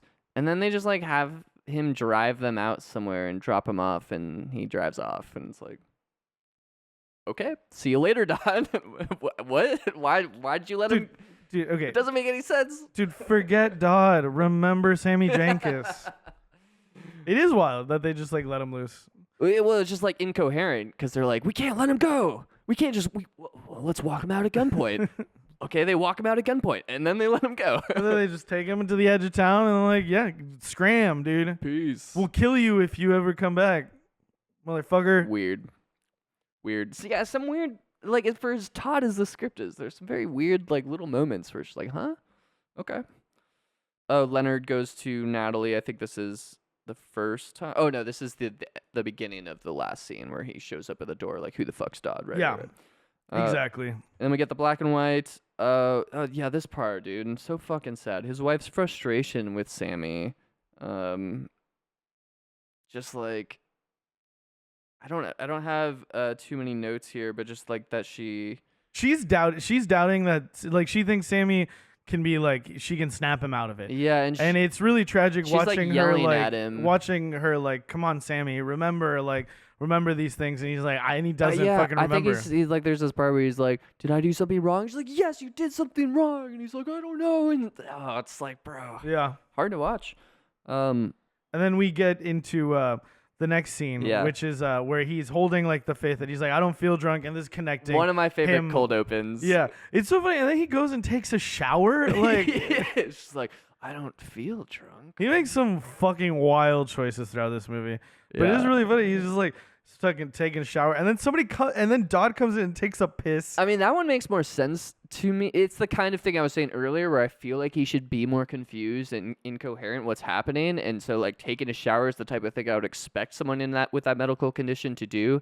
But it's like most of the movie, he's just like so on. He's like immediately like, okay, what's my tattoos? What's the clues? Like, how do I put this all together? And then this thing, he's just like, but it's also like, I mean, it's also like he doesn't know where he is at all, and he's just like, I'm just like sitting here holding like a fifth of whiskey. Yeah. In this hotel. Like, I would, he like, assumes it's his apartment, I guess. I would like walk out and I'd maybe like look outside, like around and shit. Figure like, out where you are. Yeah. But no, he's just like, fuck it, I'm gonna take a shower. Interesting choice though for like the blocking of it, because then also the fact that Dodd comes in. Yeah. Goes to the bathroom, takes a piss while he's taking a shower. Doesn't notice. Yeah, that was really weird for me too. Yeah, a lot of weird little things like that. Yeah, but like it's things that I feel like are so easy to just like overlook, and just because everything's moving so fast, and there's so much going on. I feel like it's very easy, especially on a first watch, just to be like, okay, yeah. What's next? You know, like it's only like, repeat viewing with like a real fine lens that I'm noticing all these little things. And then he has the note about Dodd, and it says, put him on to Teddy or get rid of him for Natalie. And I was like, oh, he's got like a little side quest with like a branching side quest. Branching paths, yeah. He kicks Dodd's ass, he takes his gun, calls Teddy. And Teddy says in the previous scene, you called me, right? Yeah.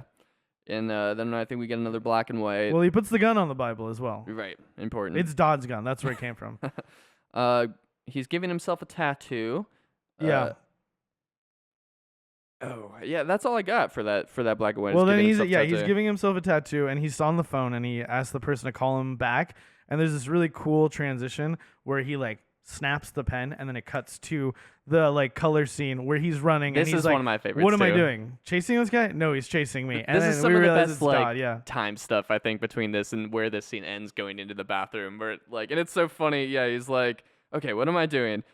I'm chasing this guy. Oh no, he's chasing me, and that whole like little fucking back and forth of it. Yeah. So this middle part of the movie was sort of because Christopher Nolan felt like the story needed some levity to it, and he wanted to explore the idea of a action star with memory loss, which is interesting that he had like a sub idea within the movie. So are you saying like the whole plot thread with Dodd is kind of the additional like what makes it more actiony, because everything else because he had, I think, the idea of someone kicking down the wrong door, Oh yeah. And he does that, which is pretty super fucking funny. Yeah. Oh yeah, and it is that he opens the door to 9 because he has the note upside down. This is fucking silly. That's super good. Yeah. Yeah, it was stuff like that I was really happy was in here, because it is kind of a like bummer of a movie if you don't have any of that stuff. Also, I like how we're getting to those handoffs, those handshakes really kind of like quickly at this point. That scene like moves super fast, and like boom, you're there. Yeah, it's a really like awesome narrative device I've noticed over the years, but it's kind of hard to notice is that a lot of times the best like writers especially they'll start their novel with really long, kind of flowy, poetic sentences, and then by the end of the book, when you want it to be more climactic, it's all just like very short, to the point sentences, and you don't really notice that, but like subconsciously, it just like raises the tension and like the momentum and the pacing and everything like that. So like I feel like we're seeing that a little bit with Memento. Yeah, for sure. I think in filmmaking you definitely want just like variety of like lengths of like scenes, because I think if you get too much of like, and I think that ends up happening here as well. We get some more like like like you said at the end it It's like a really very goes long like stretch. yeah. Yeah. And we go back to the He goes to the right apartment. yes, he And then- does. And and he then gets he the grabs bottle. the bottle of whiskey and he waits there. And he goes to the bathroom. Yeah, it's really funny. I like This it's is, like- probably my favorite like handoff baton between the two. It's Yeah. just him sitting down like, all right, I fucking got this. And Yeah, then and with it's the like, context of like, what I the don't fuck? feel drunk. Yeah.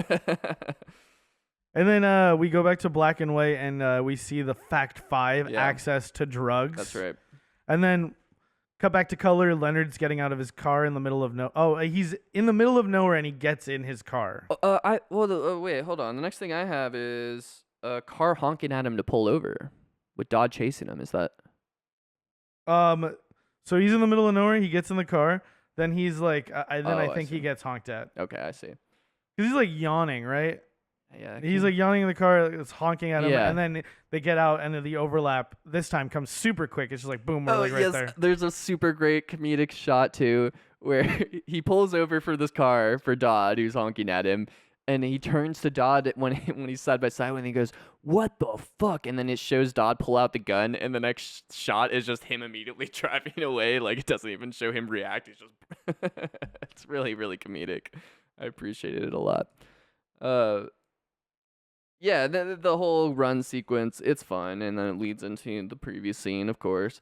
And then yeah, this was the part that felt. I would say their dialogue between the two of them a little corny though. Yeah.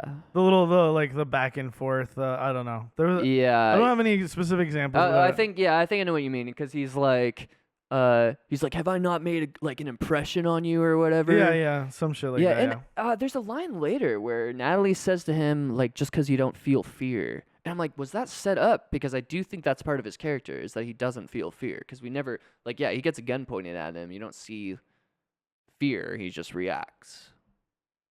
I thought it was maybe just like the guy who's got nothing to lose. I don't know. Well, that's what I thought. But then that line, Natalie, because I noticed throughout the movie, I'm like, wow, he doesn't seem like the way he with Natalie, he's like, yeah, I'll go get Dodd. I don't care. I'll go take. I don't think anybody ever says like, oh, he has a medical condition where he's incapable of feeling. So fear. yes, it's just that one line from Natalie. Then, yeah, I don't know, maybe, because that is a thing too, right? Like people who get brain damage and they like lose that sense. Yeah, like risk taking and all like risk. Like there's people who like engage in like very like disciplined like responsible people, and they get like hit in the head and they're like going off to Vegas and like gambling away their life's earnings and doing a bunch of blow and like That's wild. having like sex with strangers. That's crazy. It is crazy. Yeah, this is what I was talking about earlier. I think this is probably, if I was gonna make an edit to this movie, I'd probably cut this out. I don't think we need the starting the fire and burning his wife's belongings. I think we've gotten enough of him not being able to let her go, especially with all the all the monologues and all the flashbacks and the stuff we get later. So this felt a little drawn out to me, a little too, especially in such a downer of a movie. Like I felt like I think the memory montage and with him burning the stuff is nice. I think it kind of highlights like that these memories are so important to him because he can't like make new ones. But yeah, I mean I think some of the stuff later on with like the escort as well, I'm like, yeah, and it's not bad. It's actually really sweet and sad that he sets up this whole moment just to be able to have a moment of happiness. Like that's trying to get some sort of closure. Yeah, that's really fucking sad and beautiful.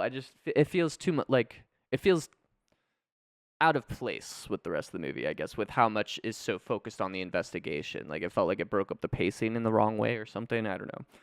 You were saying the memories though. I do really like that moment where his wife is reading and he's like, "You're reading that book for the 100th time," and she's like, "Yeah, well, I still enjoy it." It's literally what he's doing in the movie. Like exactly, he's just doing the same shit over and over again. Perfect metaphor. Another this is the kind of lines where I'm like, it's just like a little sappy. He says, "I can't remember to forget you." Yeah, he does. It is a little, and you said that so quietly. Oh, sorry. Yeah, that's okay. But yeah, it is corny. But I think it points to something that is like interesting. Like it is compelling, right? But yeah, the delivery, the line itself is a little cheese. Yeah, just I would say the writing's really good. Little bit of cheese, 5% too much cheese. He also says probably done this before. Burn truckloads of your stuff. Wild to picture, dude. He's just starting forest fires left and right all over Nevada. I was also kind of confused with the placement of this in the story. Yeah, like why does he? Where is this stuff? Maybe that's why it feels so out of place because it's weird because they're not in San Francisco. He is like, but he has all their stuff. Because people are talking about how he like came into town and stuff, you know. So yeah, I don't know. Confusing. We're back on the phone, black and white. He's getting the drug info. Yeah, he was hoping for more on the drug angle. Yeah, that's what he says. Yeah. Because apparently they found drugs in the car outside the house that the attackers had driven there, right? Right. And he has friends in the police department that gave him the report. But there's missing pages, which is talked about later on. Oh, yeah, that's a really good, juicy... Because that was even when I was like, oh, I know there's some kind of twist there, but I don't remember what it was. Yeah. And then he mentions that the cops weren't looking for John G. at all. Yeah. Yeah. Which is, I feel like, between the insurance and the police claims, I feel like there's definitely some commentary here on just, like, society systems failing us to an extent, right? Like, he wouldn't have had to go on this path of revenge if the police would do their job better, right? Yeah, for sure. Next part is him waking up in the bed alone. Yeah. Honey, it's late. Yeah. Which is really sad. Yeah, it is really sad. And then she's just like doing blow in the bathroom too. Yeah. And then I do love how you see the stuff that he burned as well, like the clock and the teddy bear, you know? Mm-hmm. And that moment of realization that like, like you said, of him realizing she's not there is fuck. Yeah. Yeah, no, it hits. It hits. It's just, I think it's like a good scene in the wrong place. And maybe just like doesn't fit well in the movie structure. It's like, yeah, it is, again, you're like the placement, like where the fuck are they? Like you're not in your house. Like, I don't know. Yeah. Another black and white scene. And like you said, to your point, we're like jumping back and forth between these scenes like pretty quickly now. Because it's such a good idea for the black and white scenes to act as the transitions between the memory cuts. Yeah. So smart. Really smart. He figures out he is a drug dealer in this black and white. And then, that's all I got for that black and white. Then arrives at the discount inn. Yeah, he was going to do a tattoo. Like, he was going to, I think it was access to drugs, and he changes it to, like, John G. was a drug dealer. Right, or something like that. But yeah, then we get the discount inn. And then we get the origin of that Polaroid picture that he takes. Yep. I love that throughout the movie, too. Where towards the end, we get to start to see when he took the Polaroids. Yeah, it's just fun to see the investigation backwards. Like, it's just great. Calls the escort to slam the bathroom door to wake him up, put items around. I think it's also like funny again, but it just feels out of place. Him having to like excruciatingly explain to her, like, no, I don't want you to use them. I just want you to put them around. Yeah, the room. yeah. She's like, don't touch it. Like, it's really funny. It is funny. I'm just like, it's like a kid with his toys. Like, no. You can look at them, just don't touch them. Yeah. And then we do have him sleeping. She sneaks off and she slams the door. Then back to the black and white. Yep. And he says something about how he understands why the cops didn't take him seriously because of Sammy. And then we see the wife again trying to force Sammy to snap out. Hiding his food. Yeah. That's so sad, dude. This is so depressing. Yeah. And she's like pleading with him. Yeah. It's fucked, dude. It's hard to watch. It's hard to watch. It's really hard. And I think the next thing we get is Leonard going into his car, and Teddy's already in there, and he almost attacks Teddy. Yeah. Teddy's a wild guy, man. And he tells him, your business here is very much finished. You're still here because of Natalie. Yeah. Natalie's involved with drugs. Her boyfriend is a drug dealer. Yeah. And then he says, you worried she's going to use me against you, which is exactly what happens. Yeah. Pretty great. Smart.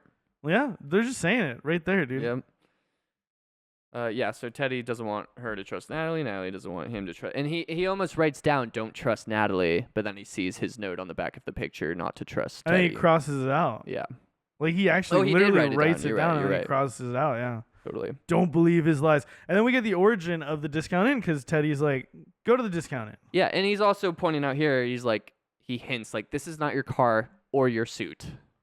Like, Yeah. do you think you used to dress like this or He's whatever? like, I had a very good insurance claim. So like, a very good insurance policy. Oh yeah, I like this line too. Teddy tells him maybe you should investigate yourself, and it's like, damn. That's pretty funny. It's good. It's also just like super intriguing, Yeah. like because it's like it's really telling the audience at this point, oh, we don't know what's happening. Like we don't know why this is like I think that's really setting up clearly for the first time that like not only is there a mystery here, but it's also like unreliable narrator type of mystery. Yeah. I think in the last black and white scene, the wife goes to Leonard to like ask him something.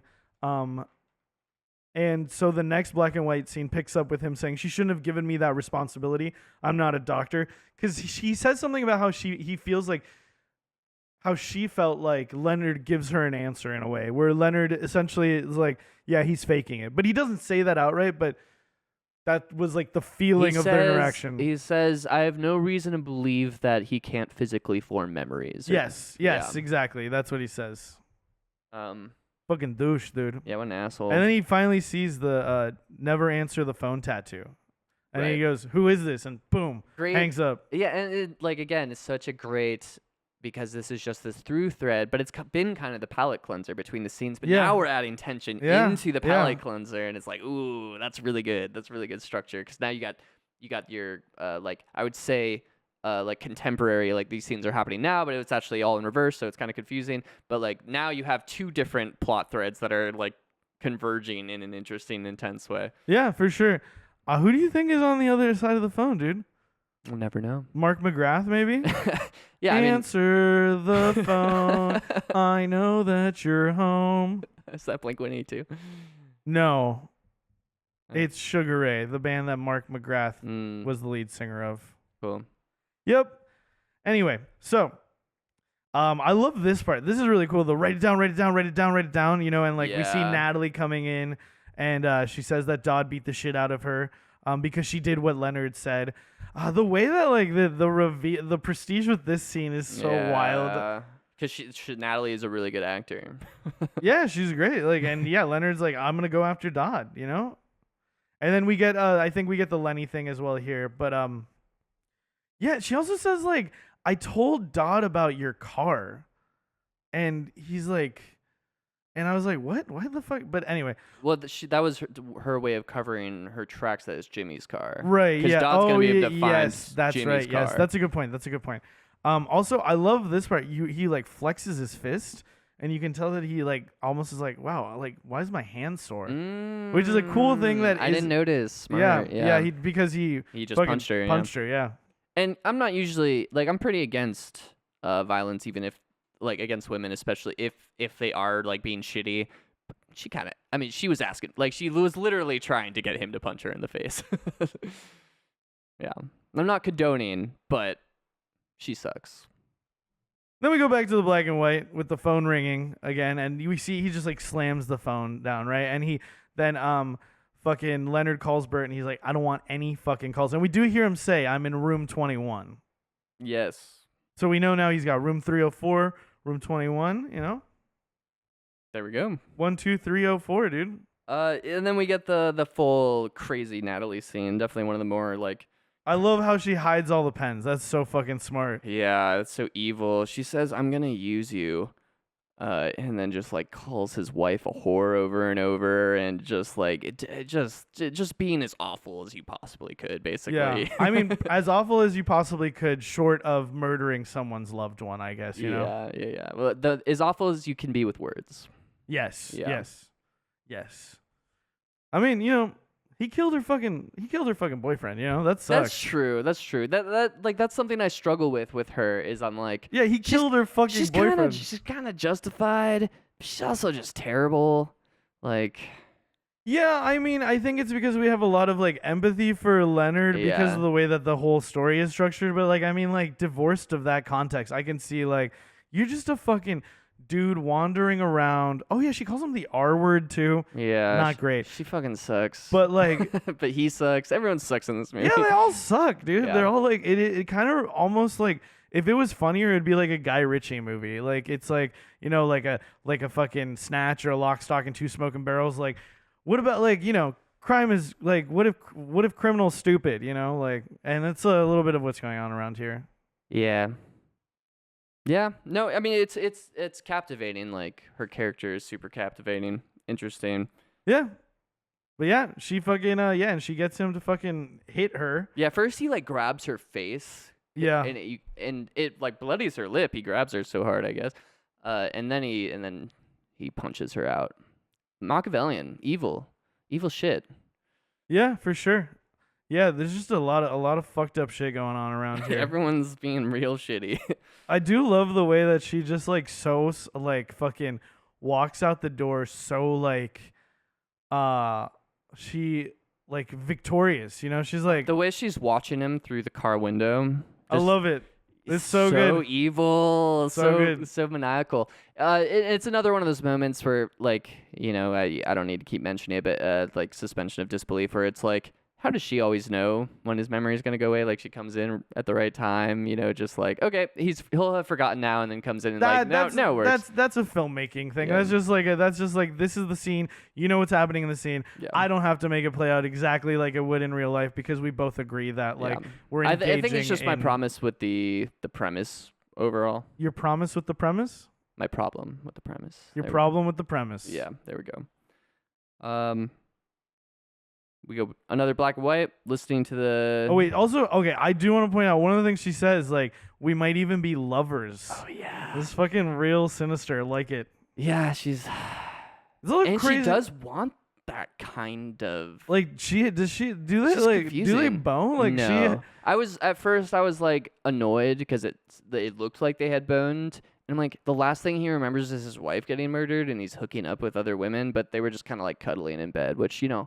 I can respect. He needs some love. It's wild that she did that with a guy who fucking killed her fucking boyfriend. I know. That's confusing. She's confusing.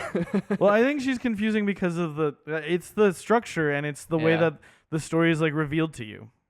But also her motivations, like the fact that she wants him as a source of comfort and is using him in such a manipulative way. And like, I like that. I like the duality of like there is a part of her that actually does like having this thing, but like it's not solid enough. I guess of a she thread. is using him in multiple ways, right? Like using him, yeah, for emotionally and like to execute her plan. Yeah, it's also wild because like she ultimately does like kind of like get him to like. I mean, he does it right, but also like she makes him want to do it, which is the part that's like. You mean get Teddy? Yes. She like because she hooks up the license deal, but I'm trying to think about that now because how much does she actually set up here? Because what does she know? Does she know that Teddy? She knows Teddy killed him, but does she know that this John G is Teddy? I think well, he's not actually. Like she's just using that thread to like get him to kill him. But he is John G. His name is John G. He's not the John G. I know, but I guess I'm saying how much of that does she know? Does she gives him the file, right? Well, he asks for I don't know if she actually knows what's going on here because I think he writes down the license plate and then he just gives her that license plate and wants more info on it. And I don't know if she has much knowledge beyond that. You know what I mean? I thought she at one point gives him some. So yeah, from the license plate. Yeah, I don't know. Yeah, because at the end of the movie, he writes down the license plate with the plan to kill him, and all she does is find out who that license plate belongs to. Yeah, I don't know. I thought when I watched it felt like she's trying to get him to kill Teddy. I mean, and it makes sense why because yeah, I'm just trying to remember if she actually does know what's going on. Well, I think because like I think maybe she heard about Teddy from Jimmy, knowing that he's some sort of like somehow involved in the drug dealing, you know. But yeah, I'm not sure. Interesting. Black and white, listening to The Room Next Door with the glass. The paranoia is peaking. We have Bert knocking on the door. Yeah, because a cop's calling the motel. So that's like the first hint to like, oh, he's been talking to a cop this whole time. And then, yeah, he says that he's not good on the phone. He needs to be able to see people's faces. Right, which has come up a couple times. Yeah. I do like that. It's a good little line. Yeah. I like that this is a movie where you want him to say the same shit over and over again. Because it's like, Yeah, it makes sense because he's got memory problems. Yeah, you want it done in different contexts, and sometimes it's funny, sometimes it's meaningful, and I think that he like it's written that way and like it's done well. Where sometimes it's more amusing, sometimes it's just like, oh shit, okay, this is a real moment. And then we get more like we get the part before the that scene where Leonard is telling Natalie about the night of his wife's murder. Yeah, the whole like her bed is cold, and this flashback is in color because it includes his wife. Yeah. Very dark scene. And this is where I realized that all of the flashbacks with his wife are in color, and all of the other flashbacks are in black and white. Yeah. Good stuff. I like it. And part of that, too, is just that he doesn't remember the black and white flashbacks, but he does remember the colored flashbacks. Yeah, that's true. Well, that's not true. Because they show him talking to Sammy Jankis' wife. They show him talking to Sammy Jankis in black and white. Oh, you're right, yeah. So it is just like whether his wife is in there or not. You're right. Great idea. Yep. We also get the origin of the Natalie picture in this scene. Yep. He's hanging out with Natalie. And he talks about how there were 2 assailants, right? Oh, yeah. How he shot one of them, but there must have been someone behind him who like fucking like hit him over the head. Yeah. And it fucking sucks. It does. It really does suck. Yeah. Yeah, the way they're killing her, too, with the... Yeah, the covering her with the shower curtain. Yeah, it's pretty fucked up, yeah. Brutal. Yep. And he also says that John G. left the cops what they needed, so they weren't looking for him. I think there's not a lot of closure or, like, clarity about exactly, like, what happened or what the cops that's a good doing. point. I think I breezed over it because I think it's okay in the movie, but I would like maybe a little bit more. Yeah, I'm with you. I didn't think about that. Not necessarily clarity, but maybe more details. Yeah, I was a little confused around the whole thing. He left everything he needed. There's also the talk of the 2 guns, and it's like, he left my gun there, so they wouldn't know. Like, well, yeah, of course he would take his own gun with him. He's like, he's so clever. He planned everything out. Like, yeah. And I'm like, well, yeah, you don't leave any evidence. Yeah. I'm like, I don't know what you mean. Why wouldn't the cops still be? I don't know. You know, like it's weird. Yeah. And also, it makes even less sense because she survived, so she should remember that there were 2. Yeah. Maybe that's a plot hole. I don't know. That she remembered that there were 2 people? Well, yeah, because she didn't die then. So right. His reason for why they didn't pursue is that nobody believes the guy with maybe memory he loss. just like there wasn't a second dude and he just like tripped. Fuck. There was never a John. There was Sammy Jankis behind him, like fucking pushed him over. But yeah, Natalie tells him that he can stay there for a few days, and then we have him watching TV. Like he's like looking at the TV and remember Sammy Jankis, which I think the implication is like, don't watch TV, dude. You know, right? Bad for you. Don't enjoy yourself. Yeah. Just go on a murder spree. Yeah, you got to get revenge for the people that you lost. Yep. And we get the overlap to Natalie saying, "Somebody's come already," or I think that's the line that like it's the little handshake there. Oh, and this is the one that starts with him drinking from the cup and the guy's laughing at them, right? Or is that the next scene?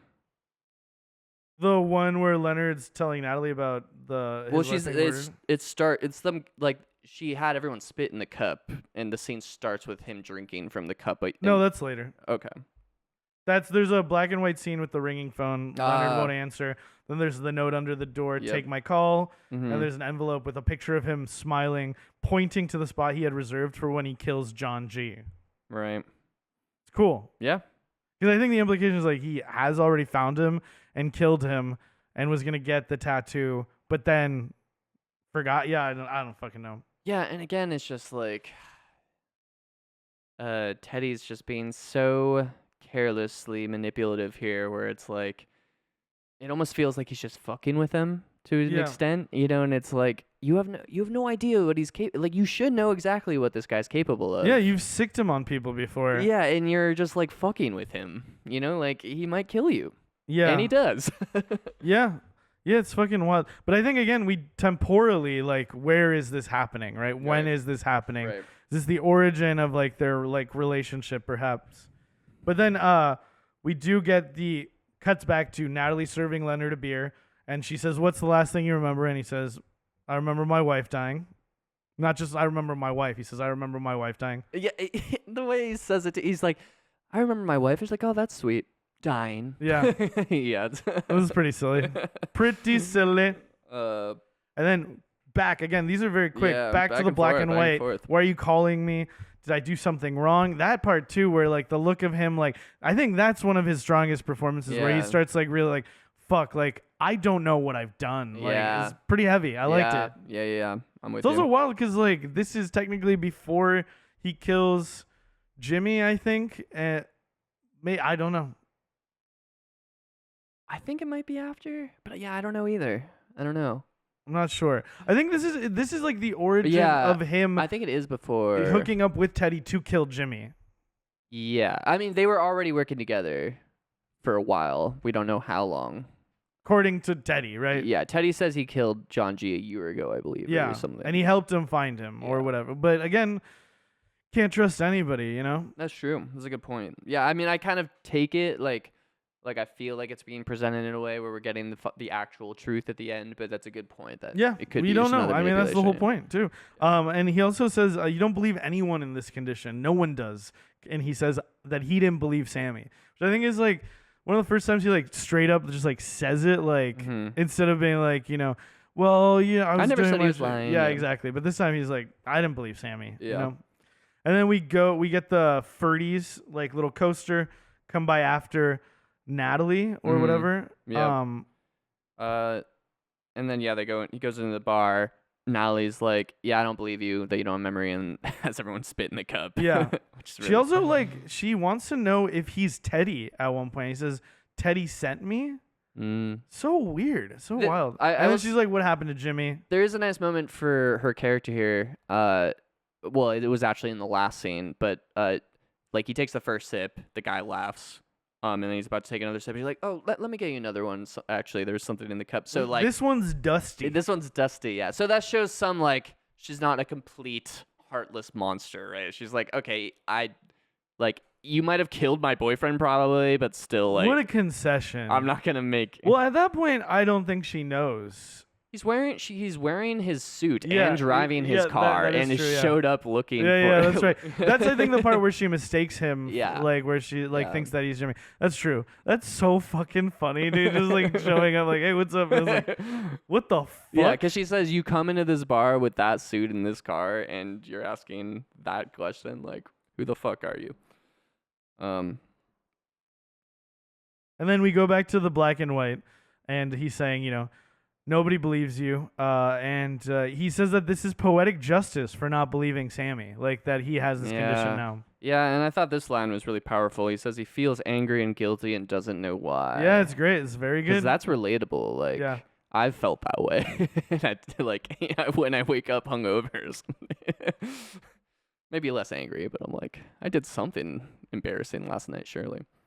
Yeah, and then we get the part about like this is his final test, you know, like fuck, this is so I did remember this part of the movie. Yeah. It's very fucked up. It's Yeah. almost unnecessarily cruel. Like Yeah. it's fucked up, you know? She like She kind of sucks, dude, the wife. She got him to kill her. no, and then- no. She went into a coma. Okay. Well, she got him to put her in a vegetative state and just left him like that with his like Yeah. mental health problems. Yeah. Like, I mean, that's probably what she felt like when he fucking he pretended to lose his memory to make a little money on the side. I don't like it.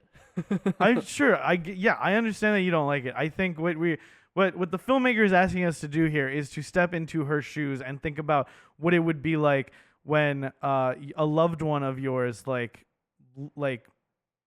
he's not himself anymore. Like he's a shadow. His presence is a reminder of the love that she's lost. I think I get why she's depressed. I get I could get why she wants to die. Even it's the way that she goes about it. Well, again, I think it's because she's like, he's gonna remember. He wouldn't let me die. Yeah. Like he's gonna remember it. But the fact that she keeps having him do it over and over again, it's a pretty wild scene. Pretty wild plan as well. Well, it's also Leonard adds on here. Maybe it's because she didn't want to live with what she made him do.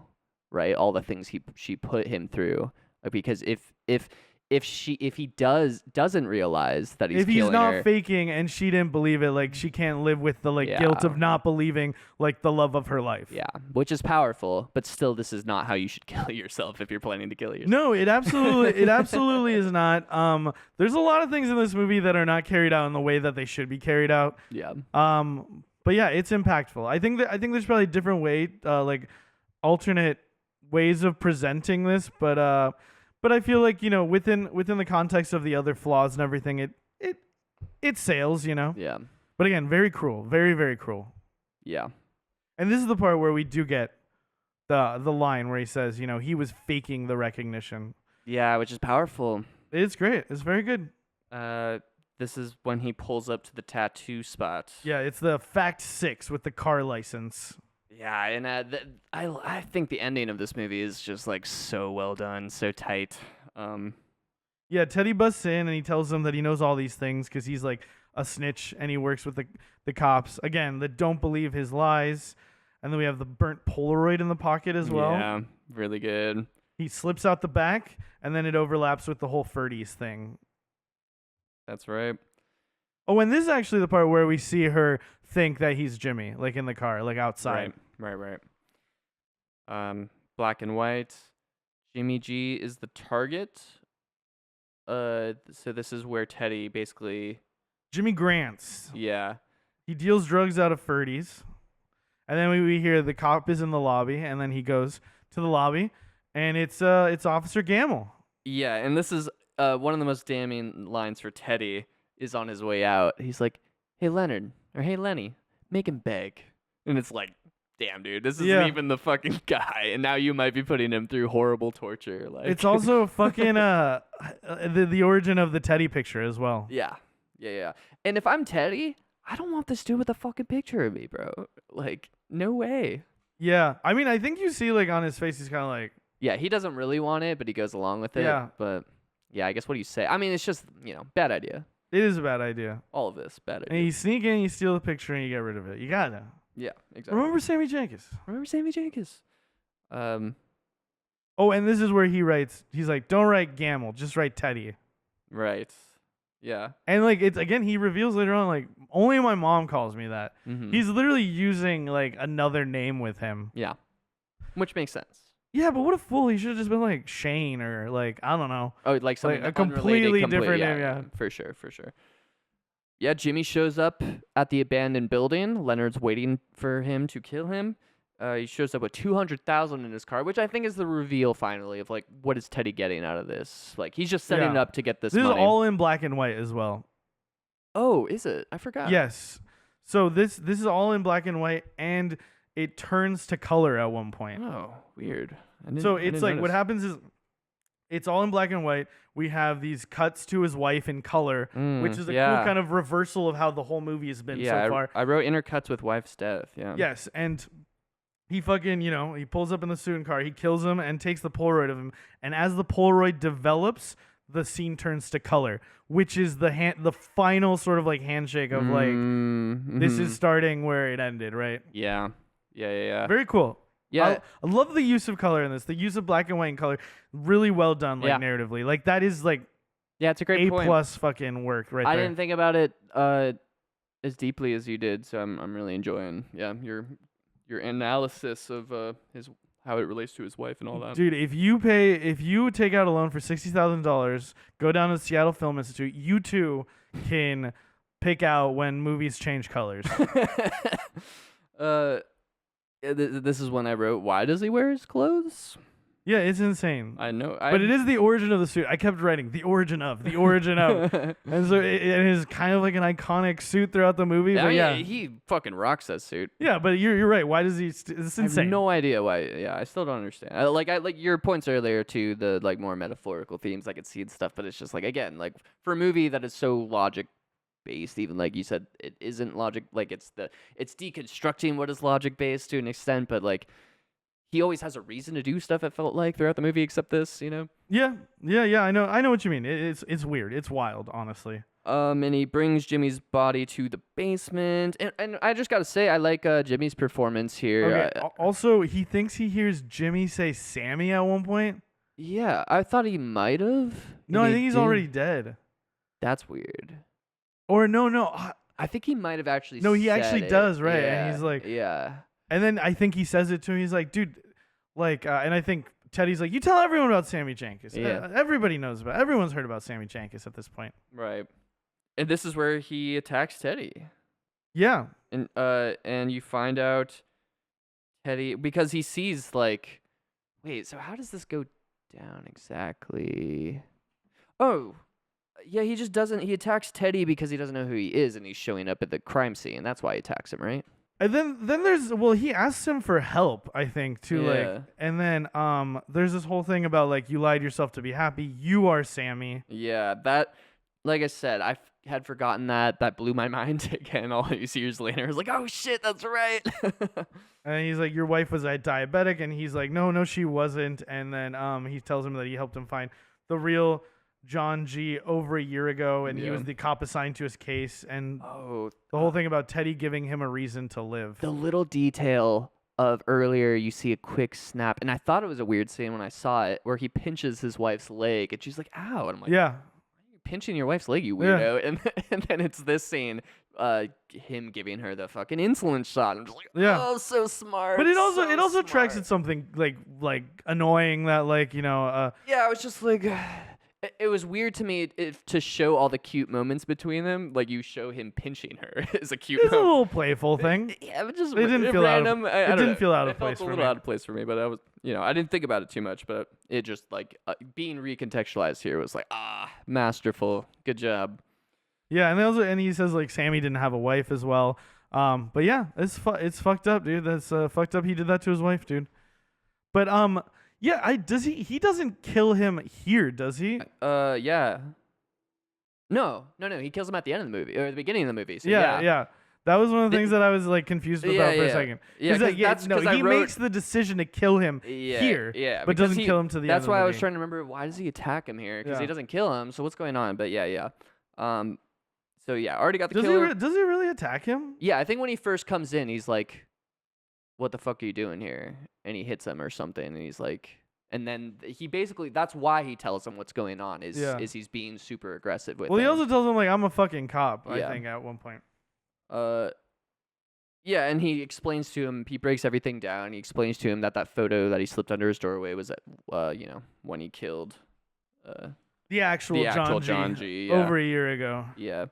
And, like you were saying, it would be nice to get some closure on those details, but at the same time, Leonard doesn't get closure. Yeah, on no, this stuff. It's not necessary. And again, I didn't say closure. I said I would like more details. Yeah. I said I don't want closure because that would be antithetical to the whole point of like the film. Yeah. But yeah, and so this is speaking to what I said earlier. Why do you make a movie out of order? Yeah. It's because the climax isn't killing someone; it's choosing to kill someone. Yeah, which is powerful. In just finding out Leonard purposefully removed details from the case in order to give himself like a reason to live, like all that shit is crazy. I think super powerful. It's awesome. I think it's like, and this is an amazing ending, I think. Yeah, the ending is top tier. It's great shit.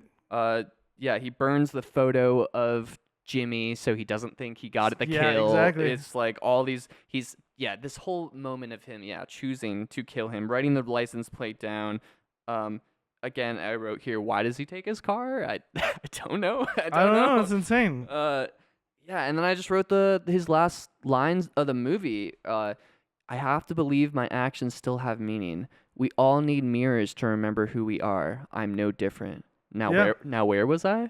And then it just ends. I'm like, damn, dude. It's a good ending. Top tier ending. Amazing. Really good ending. Really good ending. Yeah. That's Memento. That was and will be Memento. Tier rankings. Tier rankings. Yeah, you want to go first this time? Not really. I think it's a good movie, fun movie, cool concept, execution pretty good, needs a little work maybe. I am going to say A tier. Yeah, I think I'm going A tier as well. I was kind of back and forth. Like, I have enough critiques. There's enough that doesn't work for me, and I'm like, is it a B tier? But it's almost just like the premise is so fucking strong that I'm like, and so tight and so interesting. And I'm like, there's nothing quite like this movie. Like, it's pretty genius. A tier. I'll give it an A tier. Nice. I got a couple little fun things that I'm gonna say real quickly. Yeah. So the line where he says, "You don't have a clue, you freak," you know? Yeah. So Christopher Nolan, after they got done shooting that scene, he didn't love the way that Joey Pants says "you freak." So Christopher Nolan dubbed over his voice, and he just says "you freak." Wait, Christopher Nolan dubbed over it? Yeah, and That's Joey him saying the line? Joey Pantoliano didn't know until like a year later when they were talking about the like movie for like this. Yeah, that's insane because he does an amazing Joey Pants impersonation if nobody recognized him. He just does "you freak," like he just does those two words. But yeah, pretty well. I mean, not even like not even Joey Pants noticed. Yeah. That's insane.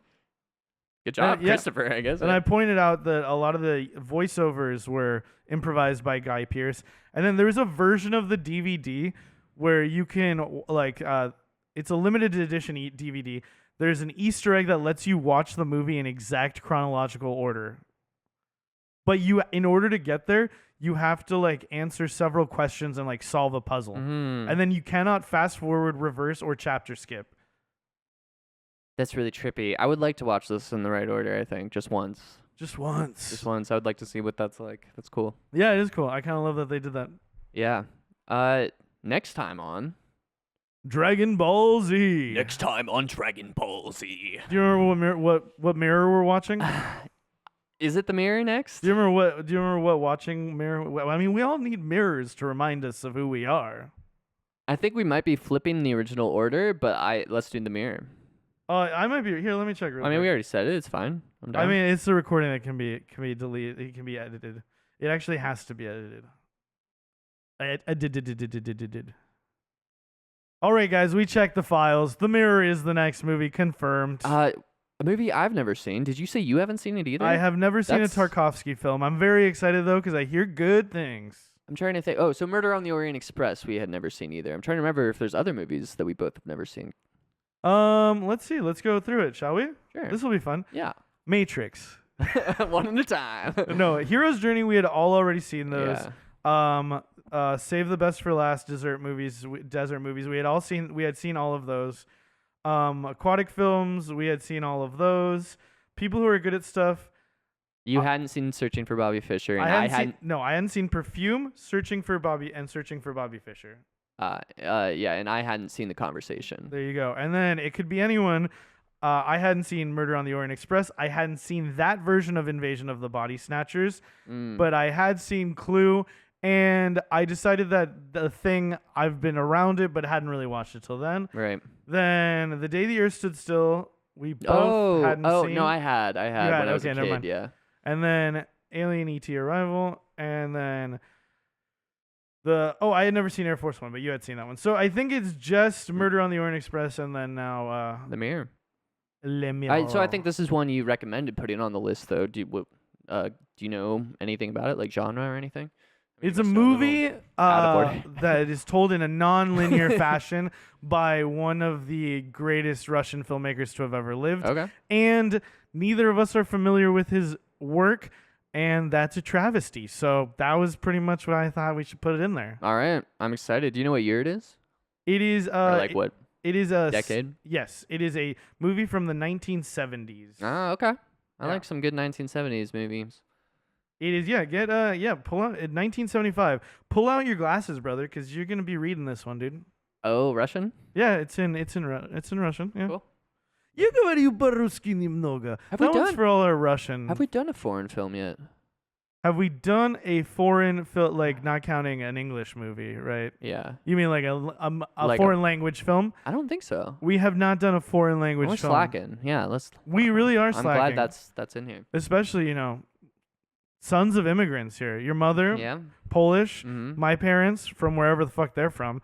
Yeah, wherever that place is. Well, and I think actually, it hasn't come up yet. I that's one of the categories I really pushed for a movie in Spanish. I probably should do that more, but whatever. Hell yeah. Well, next year. Yep. All right, that's the end of the episode. Bye. Bye.